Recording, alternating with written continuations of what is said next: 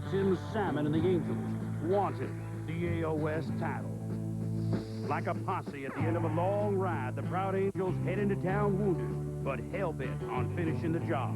To the hill, they send their lanky lefty, veteran Chuck Finley, to help Terry Collins keep clicking his magic spurs.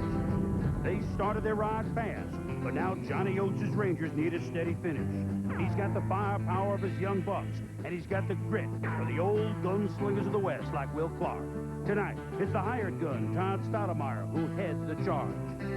12 games left on the high chaparral, 5 against each other. The barrels start blasting, because starting tonight, we'll find out how the West will be won.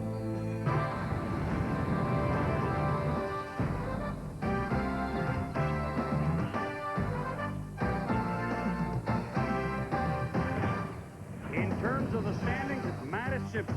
12 games to go. The Angels lead the Rangers by 1. Hi, partner Chris Berman with you. It's baseball's version of the shootout at the OK Corral. The Angels and Rangers take 10 paces to walk in opposite directions and come out firing. And look who I lassoed on Wednesday Night Baseball. Ray Knight and Ray, hats off literally to the Angels because, I mean, their lineup looks like a MASH unit, even the guy's healthy enough to play. But they send tonight old, reliable Chuck Finley. However, Chuck has struggled on the mound the last half of this year. Do you think he digs down and reaches into his bag of tricks tonight? Well, he always has. He can be a dominating pitcher, Chris. Has been the #1 pitcher on this staff for now 8 years. Has won 15 ball games for this club several different times. You're going to see there early in the season he was 7-2, 265, and he struggled, but he certainly has kept them in ball games. That 4-5 could have had gone the other way. They have not scored a lot of runs when he's pitched, but he is their go-to guy. He has struggled throughout his career in Texas at both ballparks, to be honest with you. And why not? Everybody struggles against the Rangers. I mean, Juan Gonzalez, 152 RBIs. That's the most in the American League that we've seen in 49 years. They mash the ball much better than do the Angels. If it's a shootout, you would think advantage Texas. Well, you really would. Finley can negate that offensive firepower. But you look right there, the Rangers have scored 866 runs. If you can score 850 runs, you've had a heck of a year offensively. And this ball club is a tremendous offensive ball club. Will Clark has had another tremendous season. Greer, you can just go down the list. They're just very tough to get out. However, the Angels have had the Rangers' number. They've won 5 of 7 of the earlier meetings. So, get ready to settle the West. Watch out for them rattlers. It's Angels and Rangers in an old-fashioned shootout.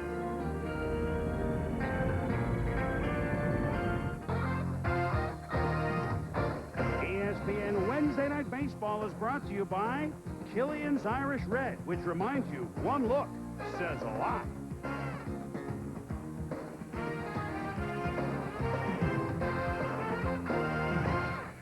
In Arlington, a muggy day, but not oppressive. The Angels and Rangers trying to turn up the heat on each other.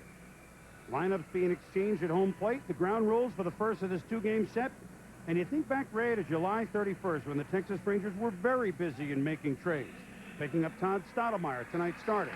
Picking up a new left half of the infield, Royce Clayton. Coming over in the Stoudemire gear from St. Louis. And Todd Zeile, the third baseman, coming over from Florida. But since that time, Johnny Oates' Rangers, Terry Collins' Angels have had the identical record, even though on paper, Anaheim stood pat as far as big deals went. Yeah, and every one of us thought that Texas would run off and leave in this division or leave the Angels behind. Certainly, they also acquired Esteban Loaiza. And talking to Johnny Oates, he said that he would probably start Stoudemire and Loaiza if he had a 2-game set with Stubb. Certainly, Helling and Seeley has done a great job. But now all the talk is over, and we begin head-to-head, mano-a-mano, an old-fashioned shootout. Our next Angels lineup tonight, Greg Jeffries hadn't been with the Angels very long, but he has really pulled it very well. He plays very hard.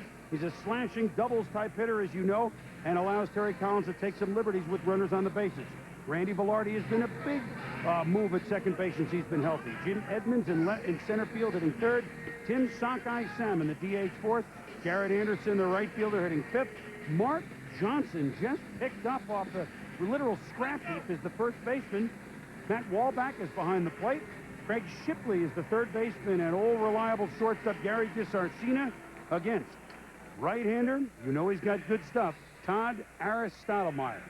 Yeah, Todd has a very sneaky fastball. There's a lot of sinkage to it.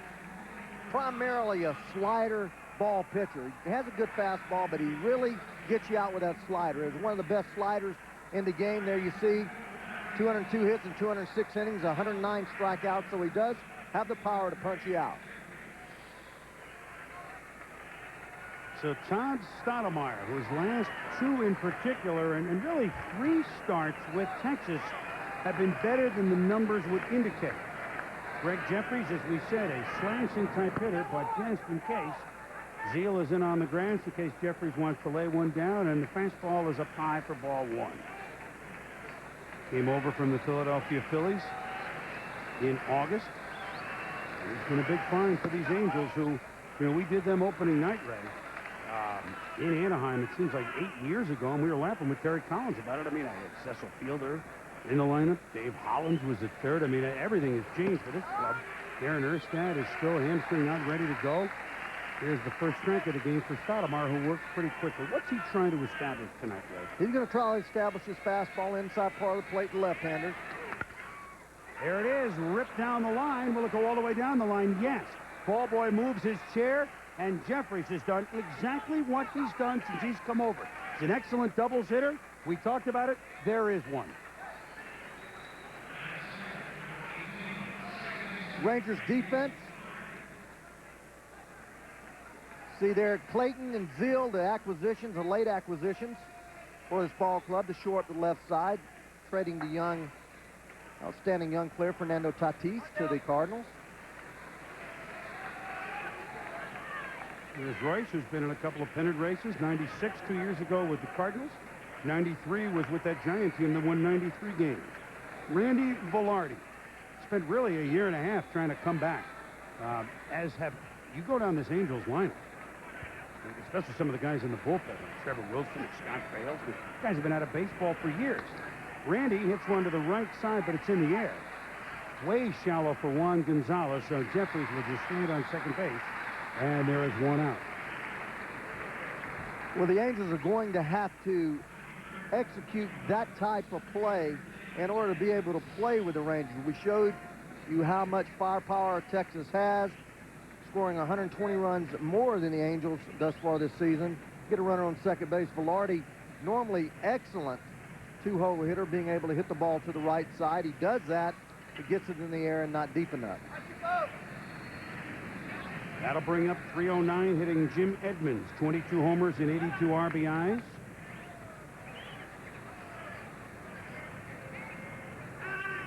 Edmonds has played much of the year with a bad back, but, I mean, he's like number 9 in line on the Angels for, oh, my aching so-and-so. It's, hey, you, sit down. Your injury isn't as bad as the others. He's playing through a lot of pain, but, if there's a wall to crash into in a game of this magnitude or even less magnitude than this, he does it.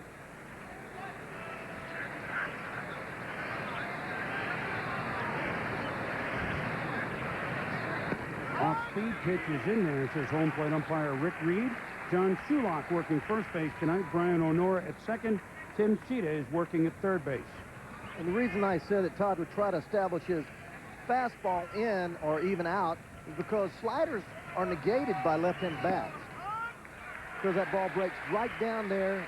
Edmonds has a little, didn't particularly like that call. Thought it was outside, but Reed gave Stottlemyre the strike. It's 1-2.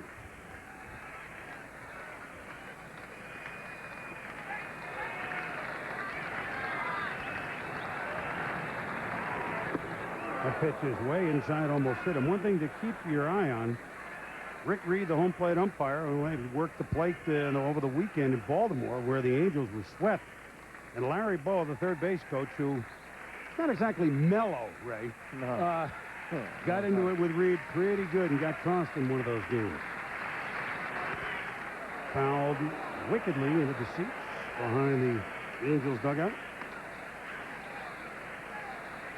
Here's the split on Todd Stottlemyre. You see his numbers with the Rangers. I mean, he was just too high-strung his first few starts. I mean, everybody admits it, Ray. Well, he goes hard at everything he does. This is a great, great competitor. gets that, I guess, from his father, but I've known Todd for a long time. When I was playing with the Mets and his father was a pitching coach, he goes at everything hard, and sometimes you need to tune it down a little bit. Fouled off his leg, and another, I don't want to say injury, but nick, bruise, chip, if you will, for Jimmy Edmonds. Look how he busts his fastball in here. This is just a fastball right there in underneath his hands. Fouls it right off the front of his instep. And actually, talking about Stottlemyre and what we look to see tonight, he threw a curveball to Edmonds the first pitch, and I haven't seen so too many curveballs. Pulled the string a little bit on that one. He really buried the pitches to Edmonds, and Jimmy will sit down swinging 2 outs. Just a great fastball spotted on the outside part of the plate. Good sideways movement. After being established fastball inside, look at the give there, Edmonds. That's why you throw that fastball inside part of the plate, make them respect it, then go away and finish them off. So 2 outs now when you talk about a man with true grit, Ray. Here's Tim Salmon, who has an arch injury on his foot that he's 70% at best. However, he scored from first base on a double down the line in one of those games at Tampa Bay, on the Monday night game, down the left field line. He scored from first base, and the entire bench, like, leapt up in unison in the dugout. Salmon smokes it to center field, but gets under it too much. Roberto Kelly is there, and a leadoff double by Greg Jeffries is wasted. We head to the bottom of the first here at the ballpark in Arlington. The AL West lead on the line. The Angels send Chuck Finley to the hill. In Texas, the Rangers next tell lineup. Johnny Oates and company, and hey, they've got some guys playing hurt too. Mark McLemore with the gimpy knees, but he's big. He's been a big part of this team a couple years ago when they won it. He leads off at second base. Roberto Kelly in a platoon with Goodwin in center field at second. Then you know these guys. Rusty Greer in left field. Juan going Gonzalez in right. Another 40-homer season for him. Will Clark legged out 2 infield hits yesterday despite a fractured toe. Hits 5th. Pudge Rodriguez hits 6th. Todd Good housekeeping Zeal hits 7th to 3rd. Mike Sims is the start at first base 8th. Royce Clayton is 9th against the veteran left-hander for the Anaheim Angels, Chuck Huckleberry Finley. Yeah, Chuck Finley, 11-7 this year. Has had a tough time against Texas. 3-8 with a 6.86. There you see a fine 3.34 earned run average. 199 punch-outs, 210 innings. Fastball, real tight curveball or slider, a lot like Steve Carlson, and straight changeup.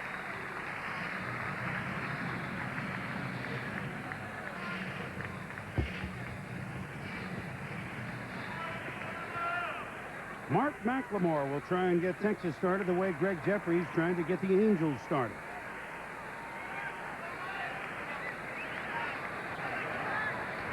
Here's a player that seems to play better in money games. I mean, these are the type of guys you need on your team. I know you're not going to win without Juan Gonzalez if you're Texas or Pudge Rodriguez, but when they won 2 years ago, he was immense. He had a couple of big years for Johnny Oates when they were together in Baltimore, and the Orioles had some good seasons, high 80-win seasons. And McLemore's range is certainly not great, not with his gimpy knees, both of them hurting. But they say that Royce Clayton has made him a better second baseman since he's come over, because Clayton's range is pretty good. It's in hard to center, but Edmonds is there, 1 out.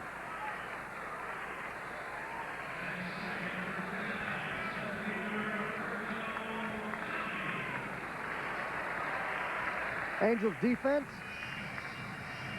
Steve Johnson there at first base. Dartmouth went to Dartmouth, played with the Pirates. A lot of power playing there for Cecil now that Cecil's gone and Erstad's injured. How about this? I mean, they just picked him up really from nowhere, Ray. And he's in the midst of a pennant race, although his pickup was after September. And the foul back is Roberto Kelly on the first pitch. If the Angels were to make it to the postseason, Johnson, thanks for helping us. We'll give you a ticket in the stands. Enjoy yourself.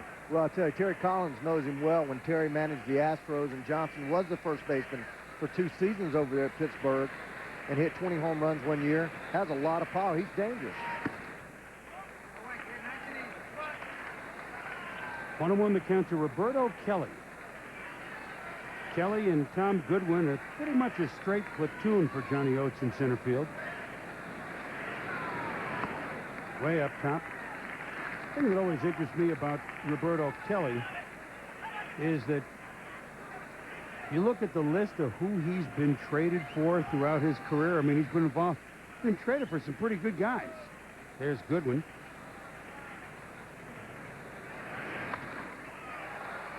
Skies it. Should be room for Mark Johnson. Johnson makes the play, and there's 2 out. We'll talk about that list of trades a little bit later. But now comes the heavy metal, and it is heavy for Texas. Rusty Greer, Juan Gonzalez, Will Clark, Pudge Rodriguez. Greer against lefties lifetime, 346. I asked him just a little while before the game, so how do you hit against Finley? It's funny, though. Some guys remember every pitch and every at-bat. He goes, I don't know. I don't think particularly well. I just go up and hack. I really don't know. But they were, I was in the clubhouse really 40 minutes before the game. I mean, so it's inside the hour, and the mood really changes at that point. They're all... Pudge Rodriguez is watching a tape of a game Finley pitched in this ballpark earlier this year in June. When you watch Rusty Greer, he's way off the plate, as you see Pudge there. Way off the plate, and he moves into the ball, suggesting he hits a lot of balls the opposite way. That's why he sees the breaking ball better. Well, he sees the ball, but who's seen the ball real well this year is Mark McGwire. Let's go to Kenny Mayne in the studio quickly. That's right, Chris. Mark McGwire's up to take some cuts against Chris Peters. This season he's 0 for 1. He's walked a couple times. Let's go to Bob Carpenter and Dave Campbell. Wow. Mark McGwire takes a huge cut on a fastball by Chris Peters and fouls it straight back. He may not see a better pitch than that all night long. That was in the zone, and he did not get it. 3 infielders on the left side, outfield deep into the left. And a backdoor breaking ball misses a little bit outside. 1 ball, 1 strike.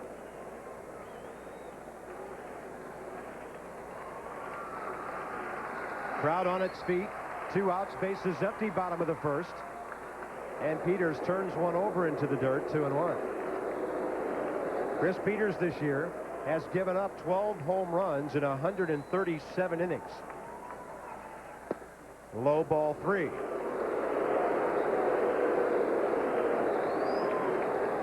Mark McGwire with 154 walks on the year.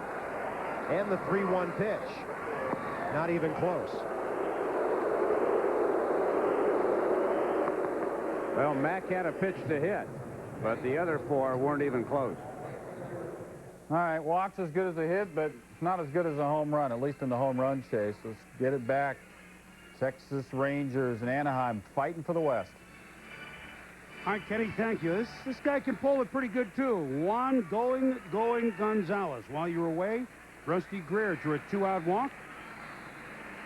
And the count to Gonzalez is 0-1. No score, bottom 1, Anaheim and Texas.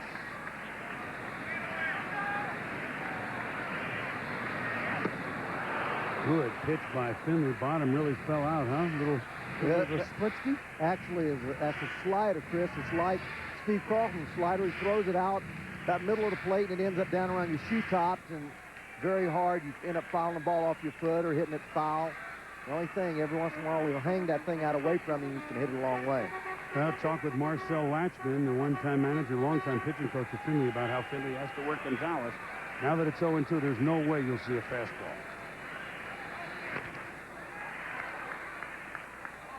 I mean, if he gets ahead at all, there's no way he'll throw him a fastball, because Finley's fastball is not what it was. And Gonzalez can turn, of course, on anybody's anyway. Well, I don't think he'll throw him a fastball that he can hit. He may throw him the fastball in off the plate right underneath his chest. He's throwing that. Finley actually turns the ball over away. Here's a fastball in right here. So here's going to be a fastball, but it's going to be for purpose inside. Okay. Good call, Ray. But not a there hit. There going to be too many. Right, but there not a going to be very many. Right, and that's what they're talking about. Marcel said he's not going to throw him a fastball to hit. You still can't just take the fastball out of your repertoire. You use it to set up other pitches. And that's what Finley's trying to do there. There's a slider, a fastball. Looks like he's going to go with a fastball again. Keeping an eye on Rusty Greer. The one thing the Rangers, for that matter, neither do the Angels, do is steal bases. And, of course, with Gonzalez up, I mean, with 2 outs to start running would be foolish. Running on a hit-and-run situation is one thing, but as far as stolen bases, these two teams are third to last and second to last in the American League. Yeah, only Boston is lower than these two. Yeah, the only time you'll see a runner go in front of one is when it's 3-2. But as you say, and the big guy, Goodwin is out. He's stolen a lot of bases for the ball club this year, but he's not playing tonight.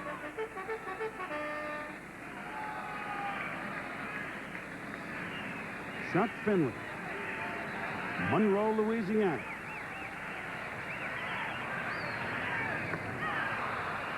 The tag is made by Matt Walbeck, and Finley has struck out the fearsome Juan Gonzalez. So each team with a base runner in the first, neither team with a run on the board. Stick around, y'all. Top of the second inning of a big, big baseball game. The Angels and Rangers. Are you ready for some football? Sunday night football. Two teams trying to get up off the mat. Philadelphia Eagles and Arizona Cardinals from the desert. 8:15 Eastern following NFL prime time. Then on Monday Night Football, the Dallas Cowboys. Aikman out, but Emmitt Smith, Michael Irvin in. And the Cowboys against the New York Football Giants, the defending NFC East champs. ESPN and ABC, the exclusive networks of the NFL in prime time. We begin the second inning here at the ballpark in Arlington. And Todd Stottlemyre working with Garrett Anderson, Mark Johnson, and Matt Walbeck. I mean, you look at this Angels lineup, Ray, and you say, how the heck are they in first place? The answer is gut, attention to detail, good defense, pretty good pitching overall,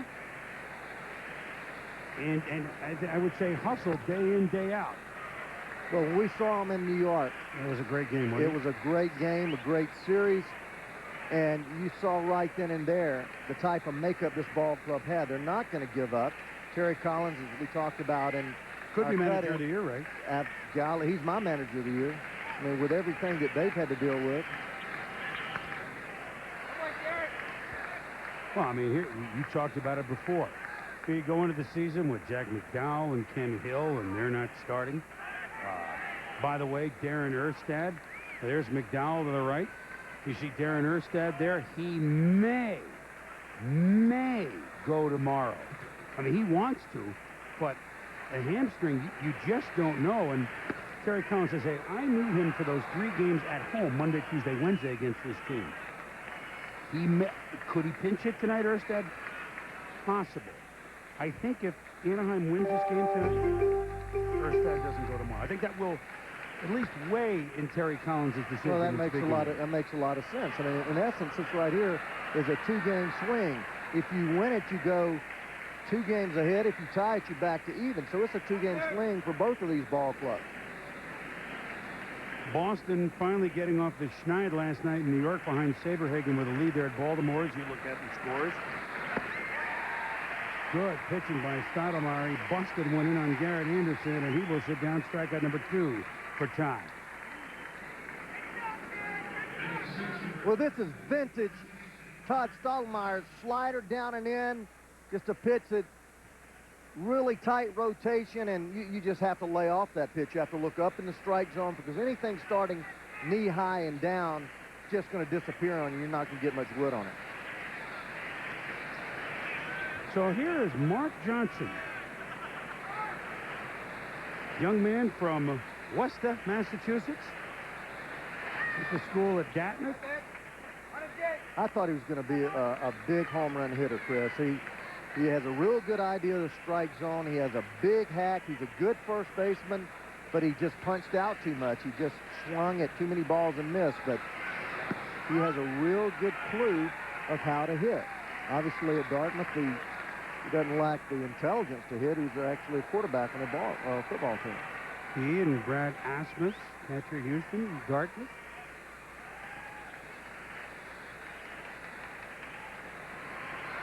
shock to him. I mean, you know, growing up in Massachusetts, playing baseball at Dartmouth, I mean, they don't exactly have, you know, hot springs up there. I mean, now here he is in a game in Texas. It's wow. Humid? What is this stuff? Hit 13 home runs in 2 separate seasons with the Pirates in limited duty. So, as you say, Ray, he can hit long ball, but I guess the strike zone a little big. But right now, I mean, Cecil Fielder had to be moved along for Anaheim because Erstad could play only first base with the hamstring problem and not play the outfield. Now, Erstad hurt. They've been going with Mark Johnson a little bit for a youngster brought up from their AAA squad, Edmonton, Chris Pritchett. Even though young at 28, but a raw player. And in this situation, he figured, well, lefty bad, let me go a little more of a veteran. And I don't know if Pritchett can catch up to Stoudemire in this situation tonight. And also, Terry Collins had Mark Johnson in the minor leagues when he managed with Pittsburgh. Good call there.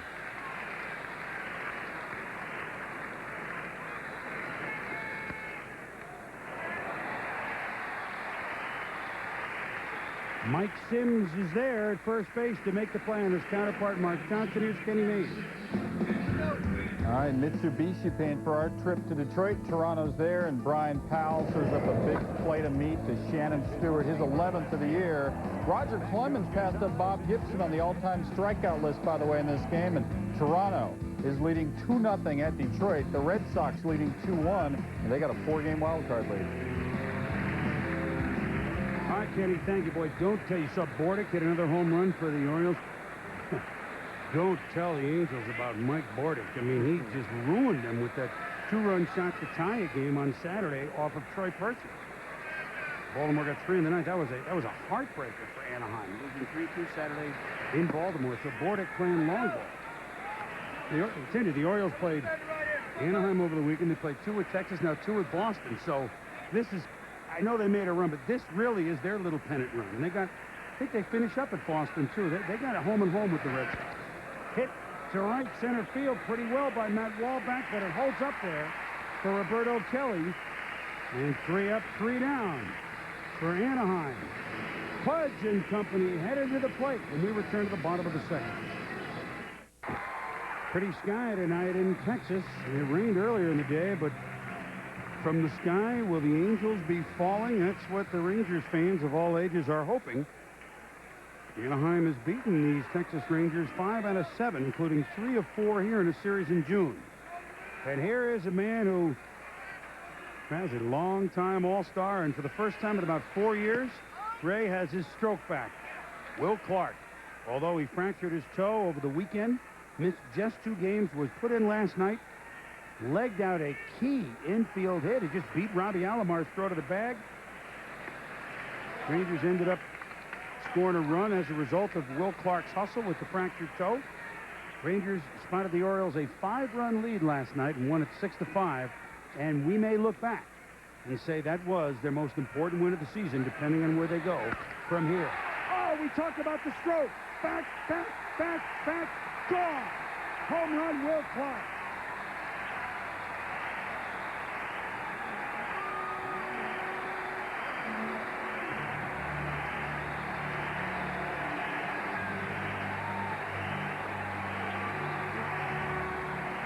What Will Clark has done the last game in the Scos is the stuff, well, if not legends written about, it's the stuff that gets your teammate to jump up and say, hey, you carry us on your back, big boy.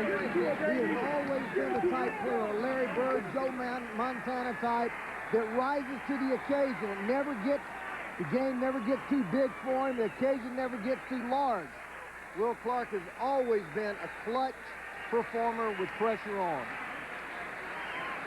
That was a no-doubter, his 23rd homer of the year, and Pudge Rodriguez almost decapitates Finley with a shot back through the box. So a little different lineup when you look at Texas here through the meet versus Anaheim, and Finley and Terry Collins know that.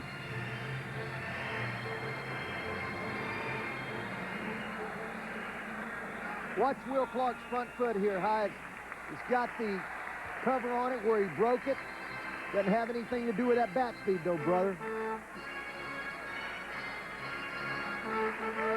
I talked with Will for a while before the game as Todd Zeile steps up with Rodriguez at first, now 1 run in and none out.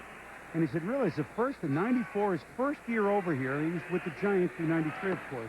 94, he had a big year. The Rangers didn't go anywhere, but he had a big year. 95, when they were in the postseason, he was playing hurt. It wasn't him. 96, 97. So this is the first time since 94. My elbow's been good that I have. He said, I would get my hits before, kind of not having all my tools. I kind of try and finesse them. Said this year, the difference is I'm able to do everything that I think I should at the plate. Maybe, it's the old Will Clark. He said so before the game. Well, because he feels strong. He feels strong again. When you feel strong, you can do some damage with the bat. When you have problems with your elbows, your hands, your thumbs, then you become a punch-and-Judy type hitter, which he has never been. He's been a guy that attacks the ball, and now he's physically able to attack it. Finley bounced that one. It's 1-2. See, Will Clark, last year just the 12 home runs. In his Texas, this has been by far the most homers that he has hit. 13, 16, 13, and 12. And you have to go back to the Giant years when he would hit, consistently in the 20s. One year in the late 80s, of course, he led the National League in RBIs. But it's been a different Will Clark until this year now. Good to see him back like that. Zeile sits down. Good comeback pitching by Finley. Finley just throws this ball. I think it's a changeup down in the strike zone. The ball just never gets there, way out in front of it. Great look at the changeup. Look at it right here. He grips it back in his hand. Hardly any rotation. The ball goes straight down. Todd Zeile seeing the great arm action. Swings at the action, and the ball's not there yet. Second strikeout in the game for Chuck Finley, and that'll bring up Mike Sims. Sims, when the Rangers won the AL West 2 years ago, had some big-time pinch hits. He, like Mark Johnson's got a pretty big swing, Ray. Pretty good power hitter. And with Clark, of course, having to DH because of the toe, it's Sims at first. Although it normally, would be a Lee Stevens DH and Sims would be off the bench. But Sims gets the start tonight against the lefty Finley. Well, the difference between Mike Sims and Mark Johnson has a slider speed bat. Chop. That's going to be trouble. Over the head of Craig Shipley down the left field line. Jeffrey's going to have to retrieve it, and Rodriguez will hold it third. So a chopping double for Mike Sims and 2 runners in scoring position with 1 out for the Rangers.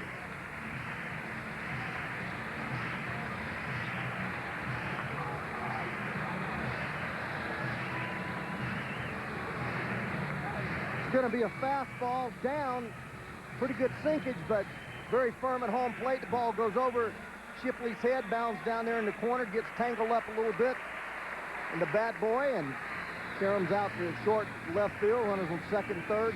Finish my thought about Sims. Good fastball hitter. Can't throw the ball by him. You can get the ball by Mark Johnson. That's why he didn't last so long in the National League. More of a slider ball, breaking ball type hitter, whereas Sims can get to anybody's fastball. Here's an important part of the game right now, this early for Chuck Finley.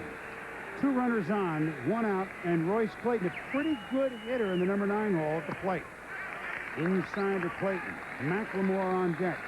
Big 2 runs, or potential 2 runs on base right now.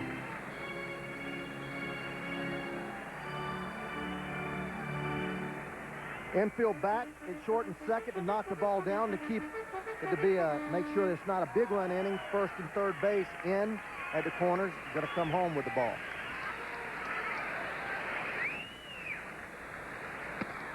Working outside for a strike is Finley, 1-1.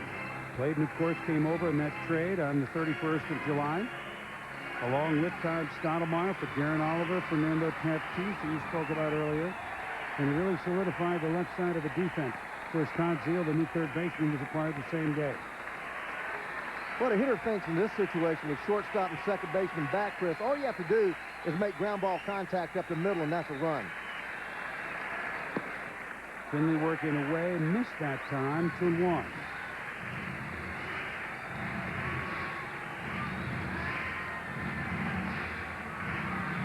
Royce was really in a tough situation in St. Louis when he was there, and Ozzie was still playing. I thought he handled the whole thing with class.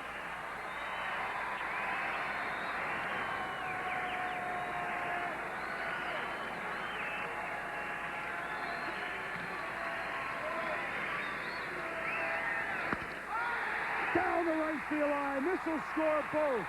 Clayton will dig for 2. Rodriguez scores. Sims scores. 3-0 Texas.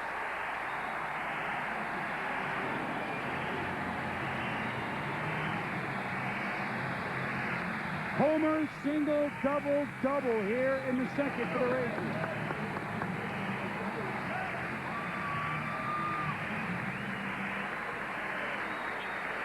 This is a good piece of hitting here. Fastball down and away. Royce Clayton just driving the ball to the right side. Just by Mark Johnson over there, getting all the way down in the corner. Nothing to do now but touch the bases. You know you're scoring on that base hit. That was a pretty good pitch. That was a pretty good pitch and nice piece of hitting there. That ball at 91 miles an hour or so on the outside part of the plate, moving away. Clayton hit it the only place he could, right down the right field line. Well, he saw him make that strike and then just missed with another pitch outside. Right. So Rice looked there, didn't he? Right. Going a little bit too much to one spot. That being present in the hitter's mind, enabling him to get the good pieces of the bat on the ball. Now again, I know it's 3-0, but here's a runner at scoring position. Can Finley make it just 3?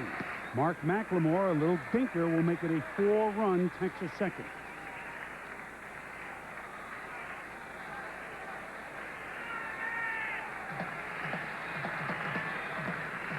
Chuck is coming off maybe his worst, if not his worst, one of the worst outings he's had all year.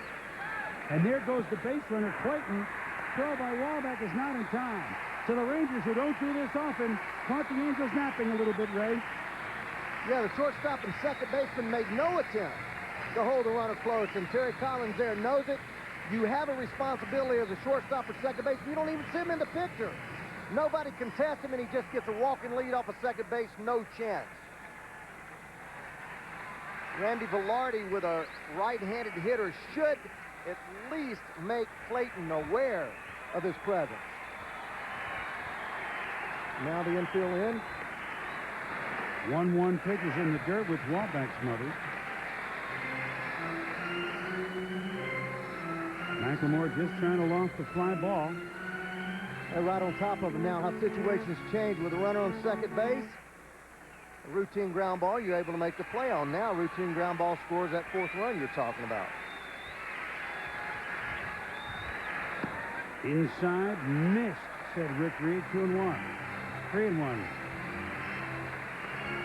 Like you said, Larry Boyd thrown out of a ball game with Rick Reed umpiring last week. That was a pretty good pitch right there.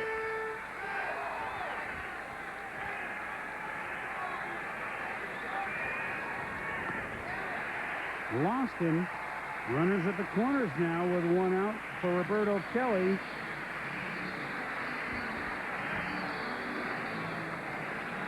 Yeah, Friday we talked about his outing at Baltimore. 5 2/3, gave up 8 runs, all of them earned on 10 hits. However, the outing before that against Kansas City, Finley went 8 innings, struck out 10, and pitched a 3-hitter. So thus far, he's more like this outing than he was 2 ago. But this is how the veterans. I mean, it's going to be tough to shut down Texas totally. Let's face it. But this has already been a pretty big inning, and it could come huge. We started talking before about Roberto Kelly, just as we speak. Remember, he went from the Yankees to Cincinnati in '92 for a fellow named Paul O'Neill. Then he was traded to Atlanta for Deion Sanders. He was traded to Montreal for Marquise Grissom. And he was traded to L.A. for Henry Rodriguez. I mean, these are pretty good players all the way along the route. Little chopper. Craig Shipley goes to second. They try for the double play. Cannot make the scoop, and the run scores Clayton. Oh, they gambled on an around the horn play, and Clayton waited till Shipley threw to second base. Good scoop by Johnson, but if you're at second base, do you throw it home? What do you do, Ray? Yeah, you got to be able to be aware of that. Right here, Clayton goes back to third. What he should do is stay out of the double play. But there, by making this, you got plenty of time as a second baseman to back off and make that throw at home. That's just not knowing your base runner, not knowing how fast Roberto Kelly is. Roberto Kelly can still run. That would have been a tough one to turn. I mean, I think the ball's on the dirt. He looked like he was safe anyway. He had no chance to turn it. The ball was hit softly. He was jammed.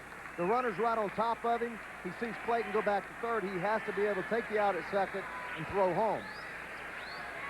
So 4 runs in and Rusty Greer up. Count is 1-1 to Greer. Jason Dixon last year won multiple games for the Angels, double figures. This year, really, at AAA much of the season was a big bust. I mean, he was one of the guys they all. McDowell, Hill, Dixon, here's our starting staff. It really never delivered. Fouled the lower deck. Royce Clayton, a heads-up piece of hitting and a heads-up bit of running. Yeah, really. Normally in that situation, you're taught to stay out of the double play. If you're on third base, ball hits you in the infield, or you take off, getting a run down to stay out of 2. There, Clayton read the ball, and as it turns out, a very good job running the bases. I thought it was a mistake at first. Remember now, doesn't score if he doesn't steal the base. Right. So the Rangers aggressive in a different part of their road. Oh boy. Almost. It was almost a Billy Bob.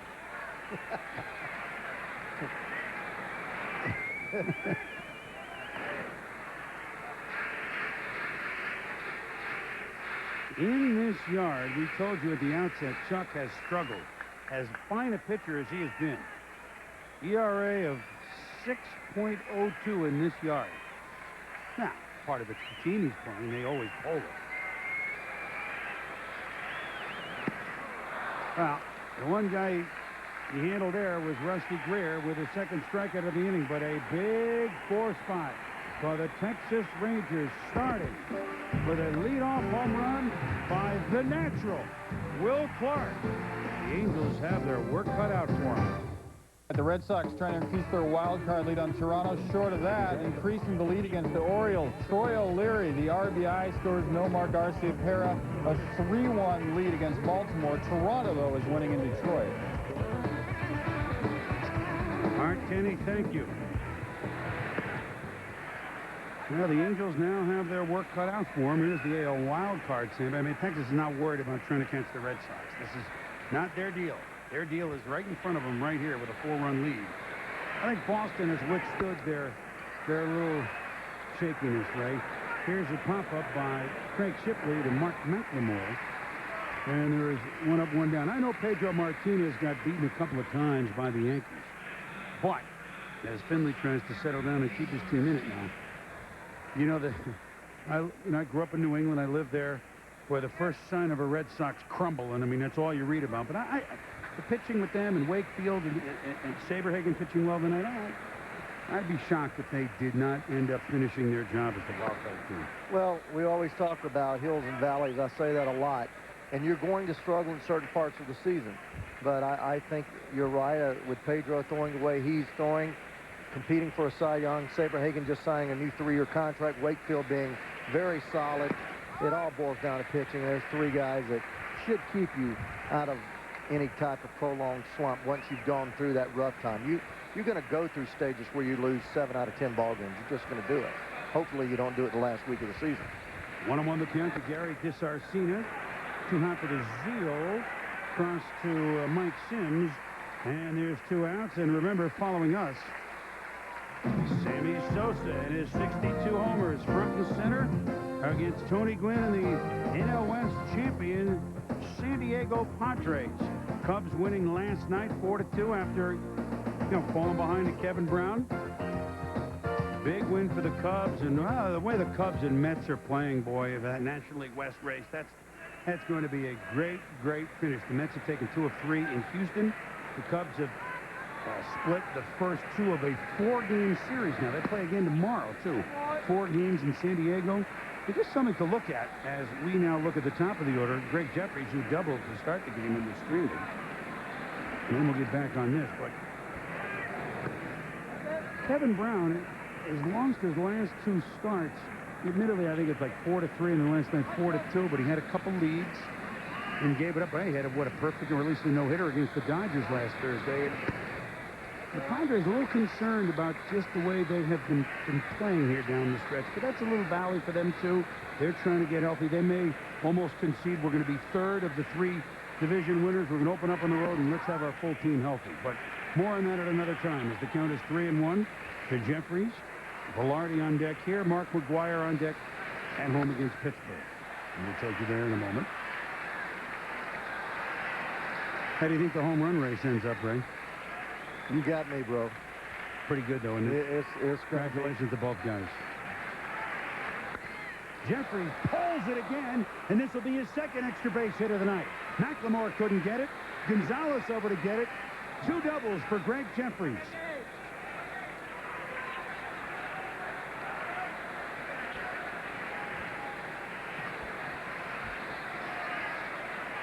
So when you start thinking about short stroke, boy, he's always had that great short stroke. He's banged up a little bit, too. A little bit of limp there, a little bit of hitch in his giddy-up. But when you think of Erstad coming back and Jeffries leading off, and you have Erstad hitting third or second, Edmonds, then this ball club becomes a very deep, solid lineup. They just have not had everybody together all year long. Okay, move Velarde, who's up a little bit farther down in the order, where he has got a pretty good stick. No, says John Shulak. He's got a pretty good stick if he's 7th or 8th. Well, I don't know that that's what Shulak is saying right now.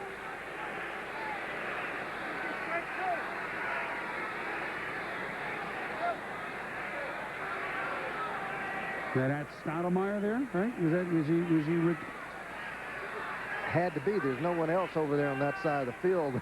No, I'm looking around. I mean, Todd, I'm surprised actually no one went to the hill there just for a minute. Okay, Todd, forget it.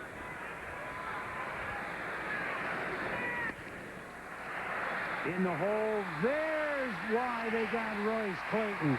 Fine backhanded play.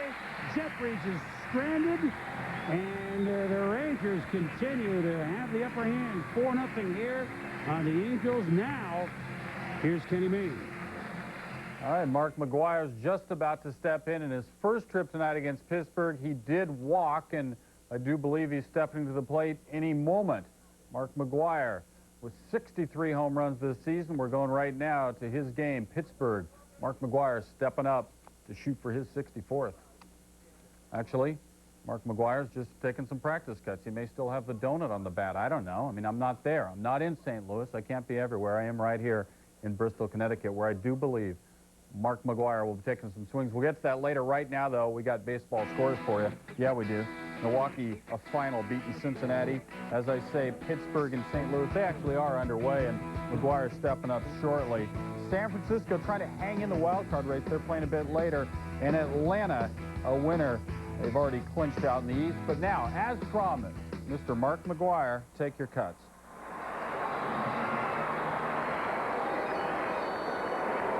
So here in the third,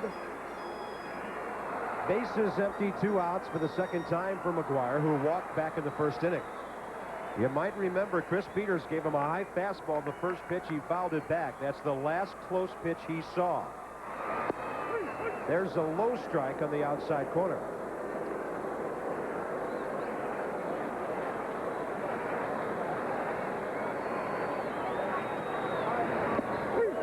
And he takes a little bit off and gets it up higher on the corner.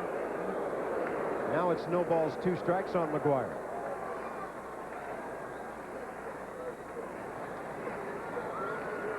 And the 0-2 pitch. And he uses that changeup when he's ahead in the count, starts it in the strike zone and floats it out. That's been his modus operandi all night. 1-2. And a shot out of play down the right field side. How about Big Mac going to right field with that one? He waited very well on that. That is something you hardly ever see, is a Mark McGwire line drive foul ball to right field. He's capable, of course, of hitting the ball out over there. That's a most unusual swing. 1 ball, 2 strikes. Way upstairs, ball 2. saw him get a single to right field the other day, too, Bob, and I take that as a good sign because he was getting a little pull happy as he was getting close to 62, and I think that might have caused a little mini funk he went into. 2-2 pitch. He takes it in there. Some pretty good pitches by Chris Peters in that at bat. McGuire's gone in the third, so are the Cardinals. And after 3 here in St. Louis, no. All right, so apparently he thought that was a ball. McGuire has struck out. He's walked. That makes him 0 for 1 and still at 63. Let's get back to Texas and Anaheim. All right, Kenny, thank you as we continue to follow the Mark McGuire and Sammy Sosa pace. 63 and 62, and congratulations to both guys. I mean, words cannot say what the baseball fan wants to say. We're briefly to both guys, thank you. Juan Gonzalez struck out to end the first inning. Leads off here in the bottom of the third against Chuck Finley, and the count is 1-2. On deck, Will Clark, who began the 4-run second inning with a solo home run to right field, his 23rd homer.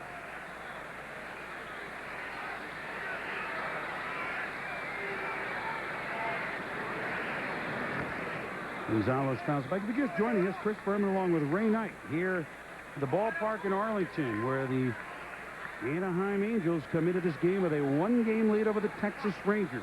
Rangers with 4 runs on 4 hits. They sent 8 men to the plate in the second inning. A homer by Clark, a 2-run double by Royce Clayton, and a fielder's choice by Roberto Kelly against that man, Chuck Finley, counting for the score.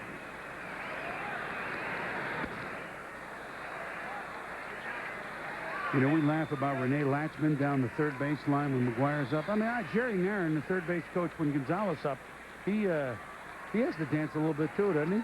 Yes, he does. I don't laugh at him. I've been over there with a lot less power hitters than these guys. Played a little bit of third base when I wanted to be out in left field, too. Gonzalez, Clark, and Pudge Rodriguez here in the third.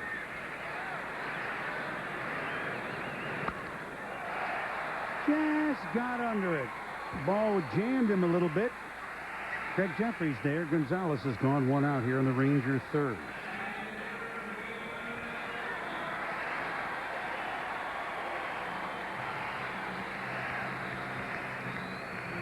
The applause for Will Clark. Long ball tonight.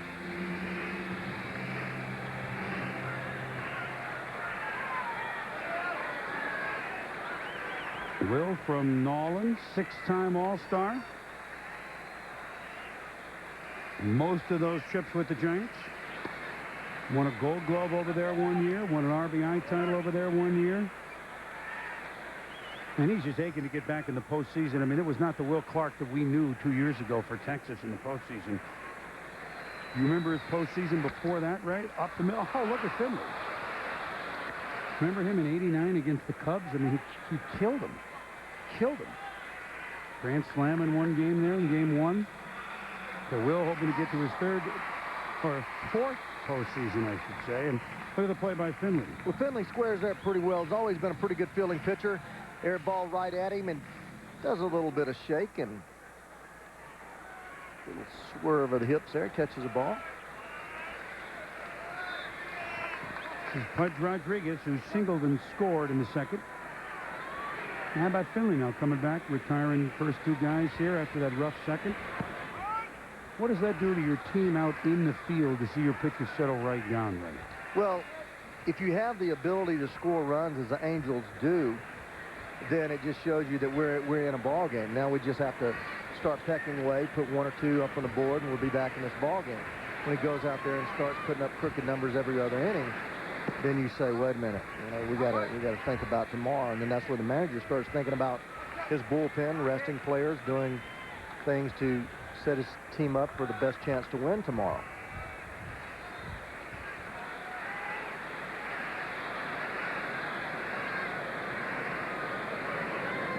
One pitch. Breaking ball up top to Pudge, 2-1. You know, it's not inconceivable that one day Pudge Rodriguez can win a batting title. Catcher. No, he can flat out hit. When you're talking about a man that stays around 330, and this year he was up around 370, 380, and gets a little tired and gets it down around 330. But Hits all those doubles, around 40 doubles every year. Good for 15 to 20 home runs. The best arm in the game, he and Charles Johnson throwing people out. 3-1 to count to Pudge Rodriguez. Gets aboard for the second time. Finley wanted it. And Pudge always hustling down to first now with 2 out. Pretty good pitch right here, Chuck Finley. Fastball down and away, right there, just a tad down. I guess that's where he called it. Certainly got the outside part of the plate, but nonetheless, Pudge on first base. 2 outs.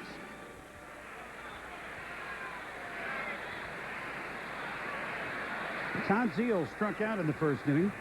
Zeile wearing his 3rd different uniform this season.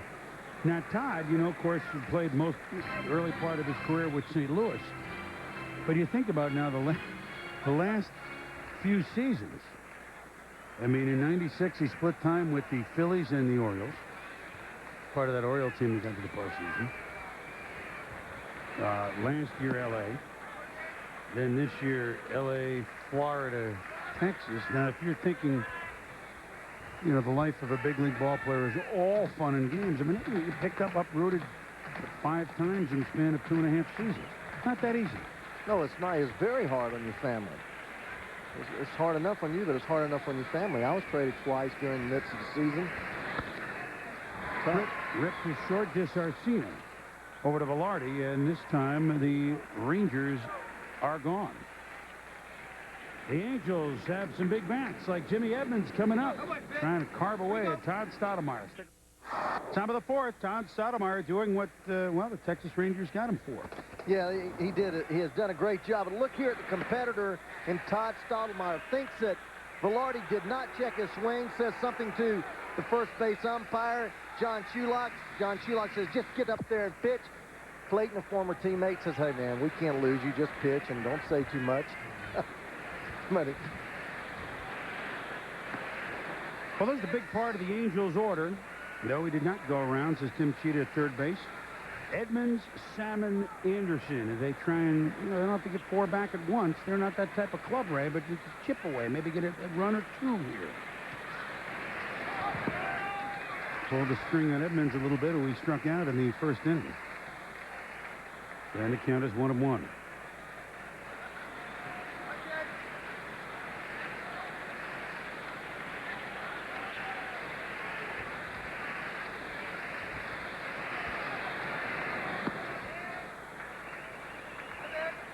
Two and 1 to Edmonds.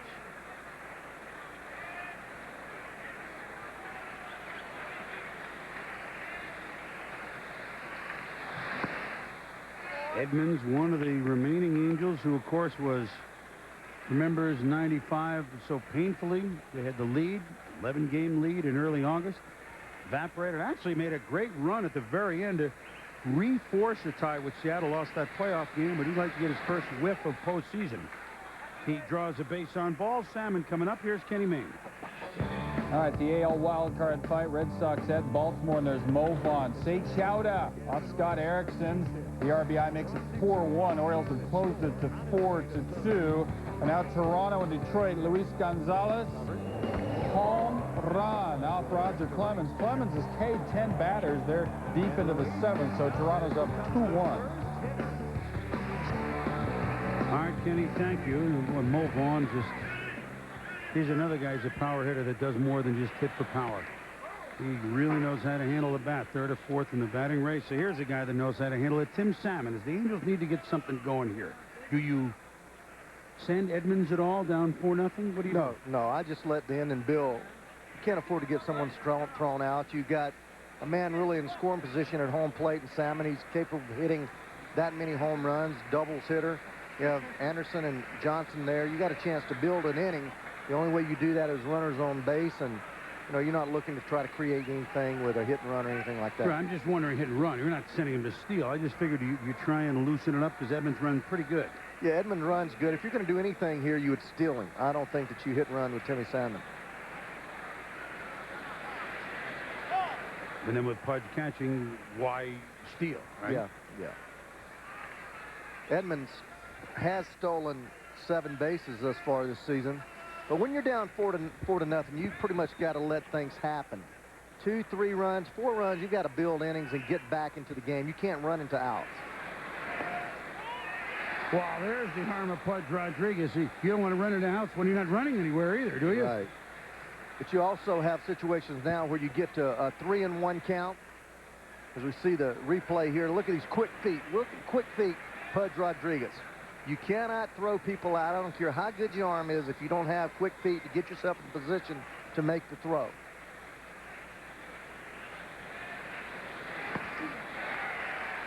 Salmon swung through that one. It's 2-2.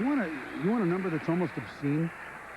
Pudge has thrown out 39 of 73 attempted base stealers, 53% this year. Yeah, 53%. And those other 47% were on the pitcher. Right, right.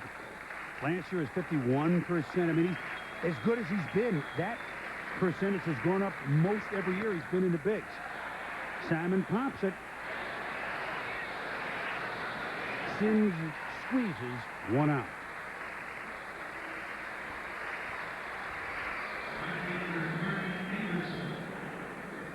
That'll bring up Garrett Anderson, who had quite a moment with his manager in the weekend series at Baltimore.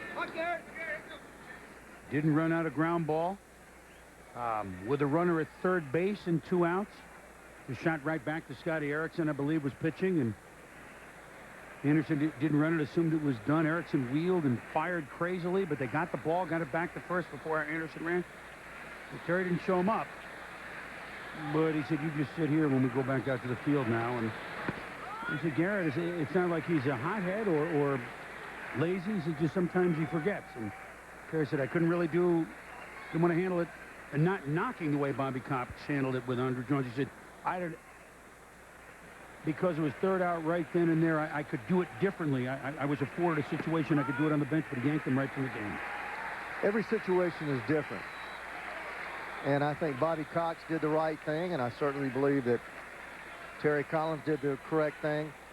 Sometimes these hitters with runners in scoring position, it's frustration that causes them to not run balls out. It's not because they don't want to run it out. Hit a ball real hard back to the pitcher, but like my father said, it only takes you about 4.5 seconds to get down there. Why not do it? So, 17, 18 seconds out of a night, why not do it? You never know what's going to happen. You can't take anything for granted. Too many people take things for granted in this game. 0-2 the count of Garrett Anderson. Little slap to Zia. McLemore has a tough pivot, a tough throw for McLemore to handle. Anderson runs well, and oh, by the way, Edmonds went in pretty good, so they get the lead runner. One of the reasons this team, the Angels, wins, look how Edmonds goes hard. No chance to do anything with this ball. And although he slid right through the bag, nothing called there, no interference called, just good, clean play. And that's what you see day in and day out from this Anaheim Angel ball club. They play hard, they do things correctly, they do things fundamentally sound, and they win ball games because of it.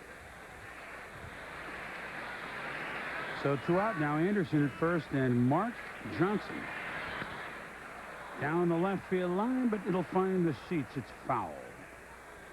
See how on that 92-mile-an-hour fastball, he's just a little late. He has about an 87, 88-mile-an-hour swing. That was a scouting report in the National League with Mark Johnson. You hang him a slider, and he'll hit that thing 440 feet. But as long as you can pound that fastball in on his hands, he's not going to do a lot of damage because he's got a little loop in his swing. Inside to Johnson. 1-1.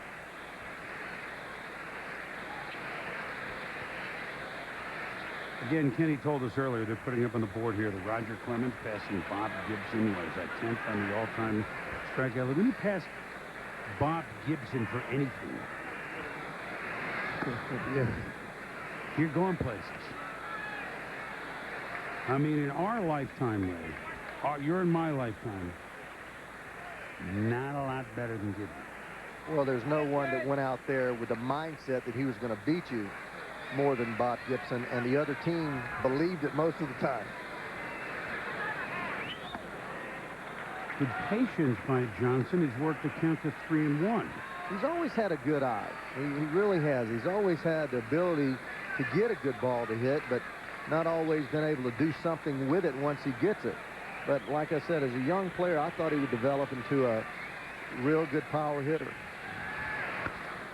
Chopper, it's going to be wide at first. Foul ball. Just in case you have forgotten.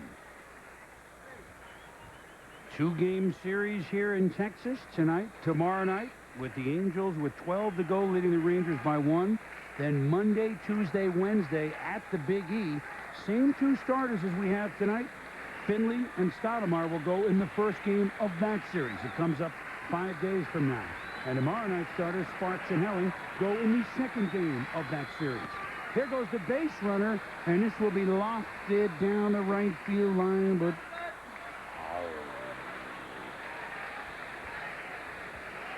you better not fool much with him with that 86-mile-an-hour slider. Now, he'll get the bat head out here a little too far out, but that's the pitch he'll leave town on. Todd Stoudemire throwing that slider, but he certainly faced Johnson enough when he was with the Cardinals. On 3-2, there goes the runner again, and Johnson with the base hit. Now Anderson should be moving. And the throw in from Rusty Greer almost scoots away from McLemore. You know, he wouldn't have scored, but Anderson almost held up a little bit. Did you notice that? I'm with you. I absolutely did notice that. When he started rounding third base, he slowed down and anticipated being held. And you can't do that. Larry Boyd down the line, you have to run as hard as you can all the way. Pitch is a fastball down, really good sinker. Nice piece of hitting there, but watch Garrett Anderson as he rounds third here. Look at him starting to let up there. I mean, he's just trotting right there. He doesn't even hit third base hard. Doesn't even round the bag. You know, that is aggravating for a third base coach, for a announcer, for whatever. You just go in there hard and let the third base coach stop you. Certainly you're not going to run into any outs with 2 outs, but you kind of come in there full tilt. If that ball's thrown back to second base and bobbled at all, that's a run. I don't mean to get on him. I actually noticed a stutter step between first and second with 3 and 2 and 2 outs, which prevented any shot from a bobble in the outfield and coming. At any rate, runners at the corners. Matt Womack looks at 2 strikes. It's 0-2. So there's a big situation here for Stoudemire, conversely. And the crowd senses it.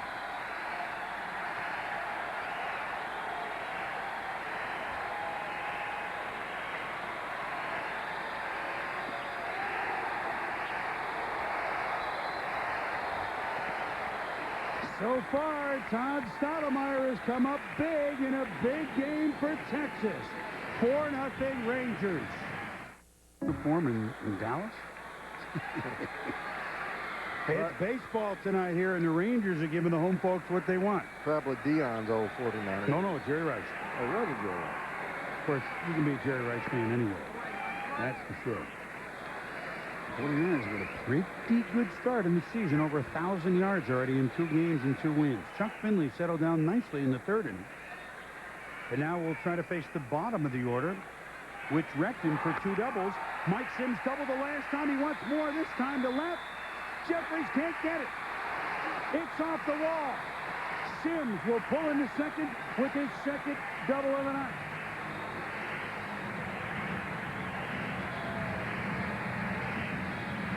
Jeffries went a long way for that ball. Seemed to hold up for a while, Ray. Thought it would be enough for him to get to. Well, they had him played a little bit bunched into the outfield, and the ball's a slider down and in. He just drove the ball to left field. Look at the movement in. Good swing right there by Mike Sims, who's just been on fire for this ball club this year.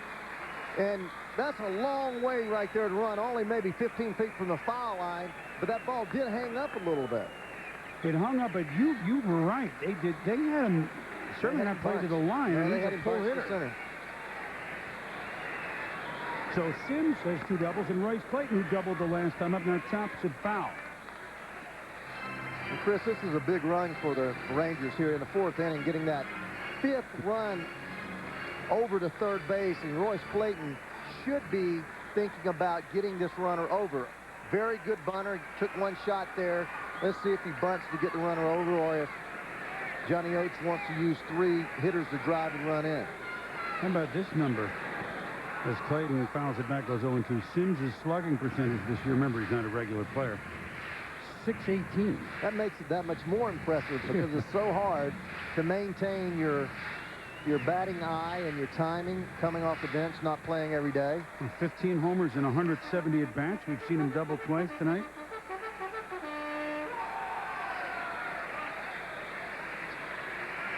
Sims has been solid.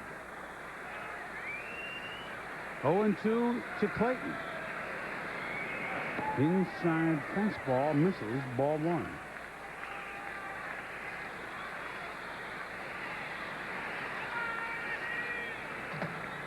Yeah, nice burn for Jeffries. A little blood there on the jersey. Dirt, blood. That's the Angels, isn't it? Little dirt, little blood, little guts. He hadn't been here that long, but I guess he fits right in. The ball, hey, see little wet spots there. It did rain. It rained a lot here lately. Rained this morning. Went up about midday. And of course, it is humid. I mean, it's mid-September in Texas. It's safe to say here in Texas, the leaves have not started to turn yet here in the Lone Star State. You have a while to go for that. The sagebrush and the mesquite still rumbling through, you know, with the breeze. Watch out for them rattlers, Ray.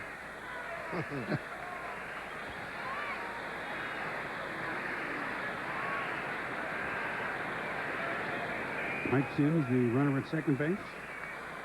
4-0, Texas. Rip, base hit. Will they send Sims? No, Nairn holds him up with none out. A good move. Sims doesn't move unbelievably. Runners at the corners now with the top of the order coming up. Boy, 8 and 9, 4 for 4, Sims and Clayton. That's what happens so often to a starting pitcher of Chuck Finley's caliber. As you see the Angels bullpen starting to warm up down there. Dixon. Is when you wade through the lineup of Gonzalez, and Greer, Clark, and Rodriguez, you get down there to the bottom of the order, you lose a little bit of concentration, and I see it time and time again. I think that's what we've seen tonight.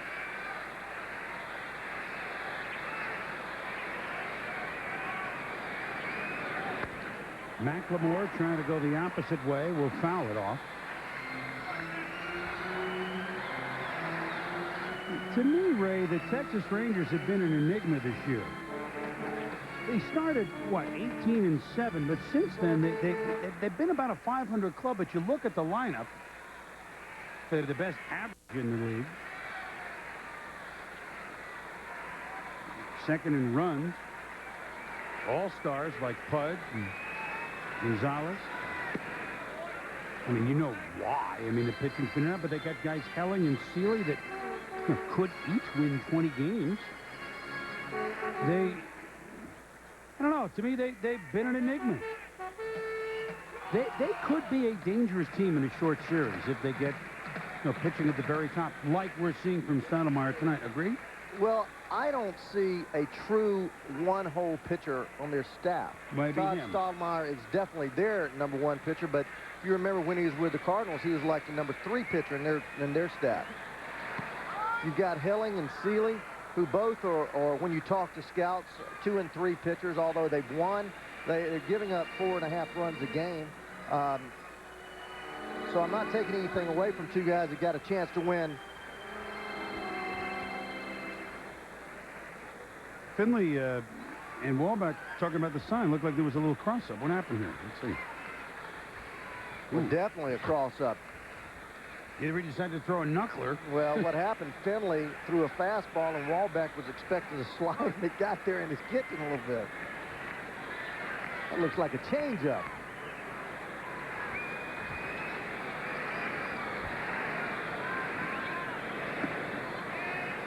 But I just think that the fact that when they got Loiza and they got Stoudemire, Burkett has had a tough time losing 13 ball games.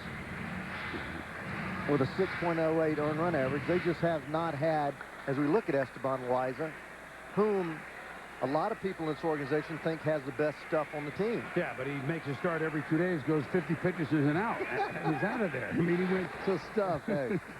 There's been a lot of people die with stuff. Well, I mean, Rangers are second in runs, the first in batting average.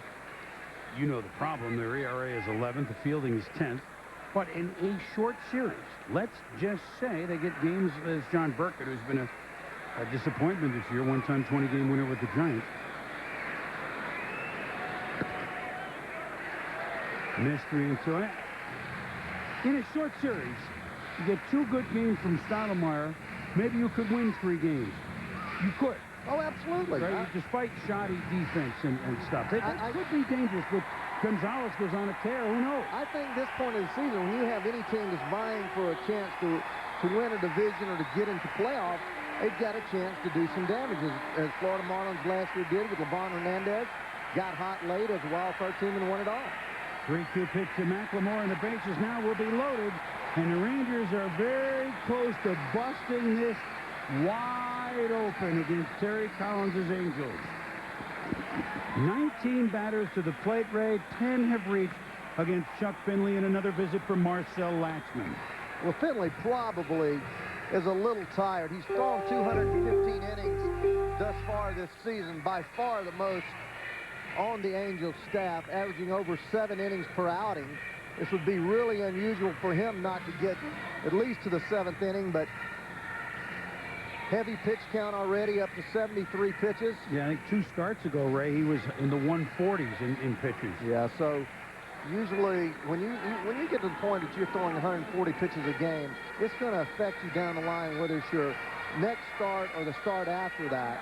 And maybe we're looking at a little bit tired Chuck Finley, but now, as you said, there's no time to go break for water, baby. You got to buckle it on and go out there and do the best you can.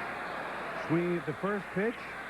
Ball that dome out of the strike zone is Roberto Kelly, and it's 0-1. So none out. Bases loaded. After Kelly, it's Greer, Gonzalez, and Clark. Yeesh.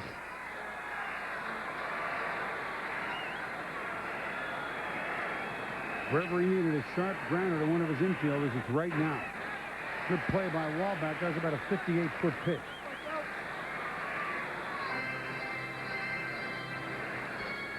Good job by Wallback. Slider down, hard in the dirt, hitting there, like you said, right on the front corner of the plate, squaring up, keeping the ball right there within the perimeter of that catcher's circle.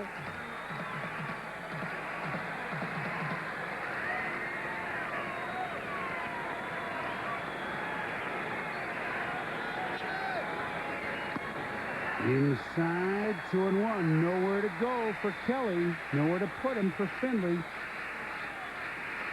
Bobby Kelly, as you mentioned, being traded a lot. He was one player that with the Yankees, they thought he was going to be an all-star caliber, gold glove type player. Likes the ball out away from him. Hits a lot of balls in the air. Very tough to strike out.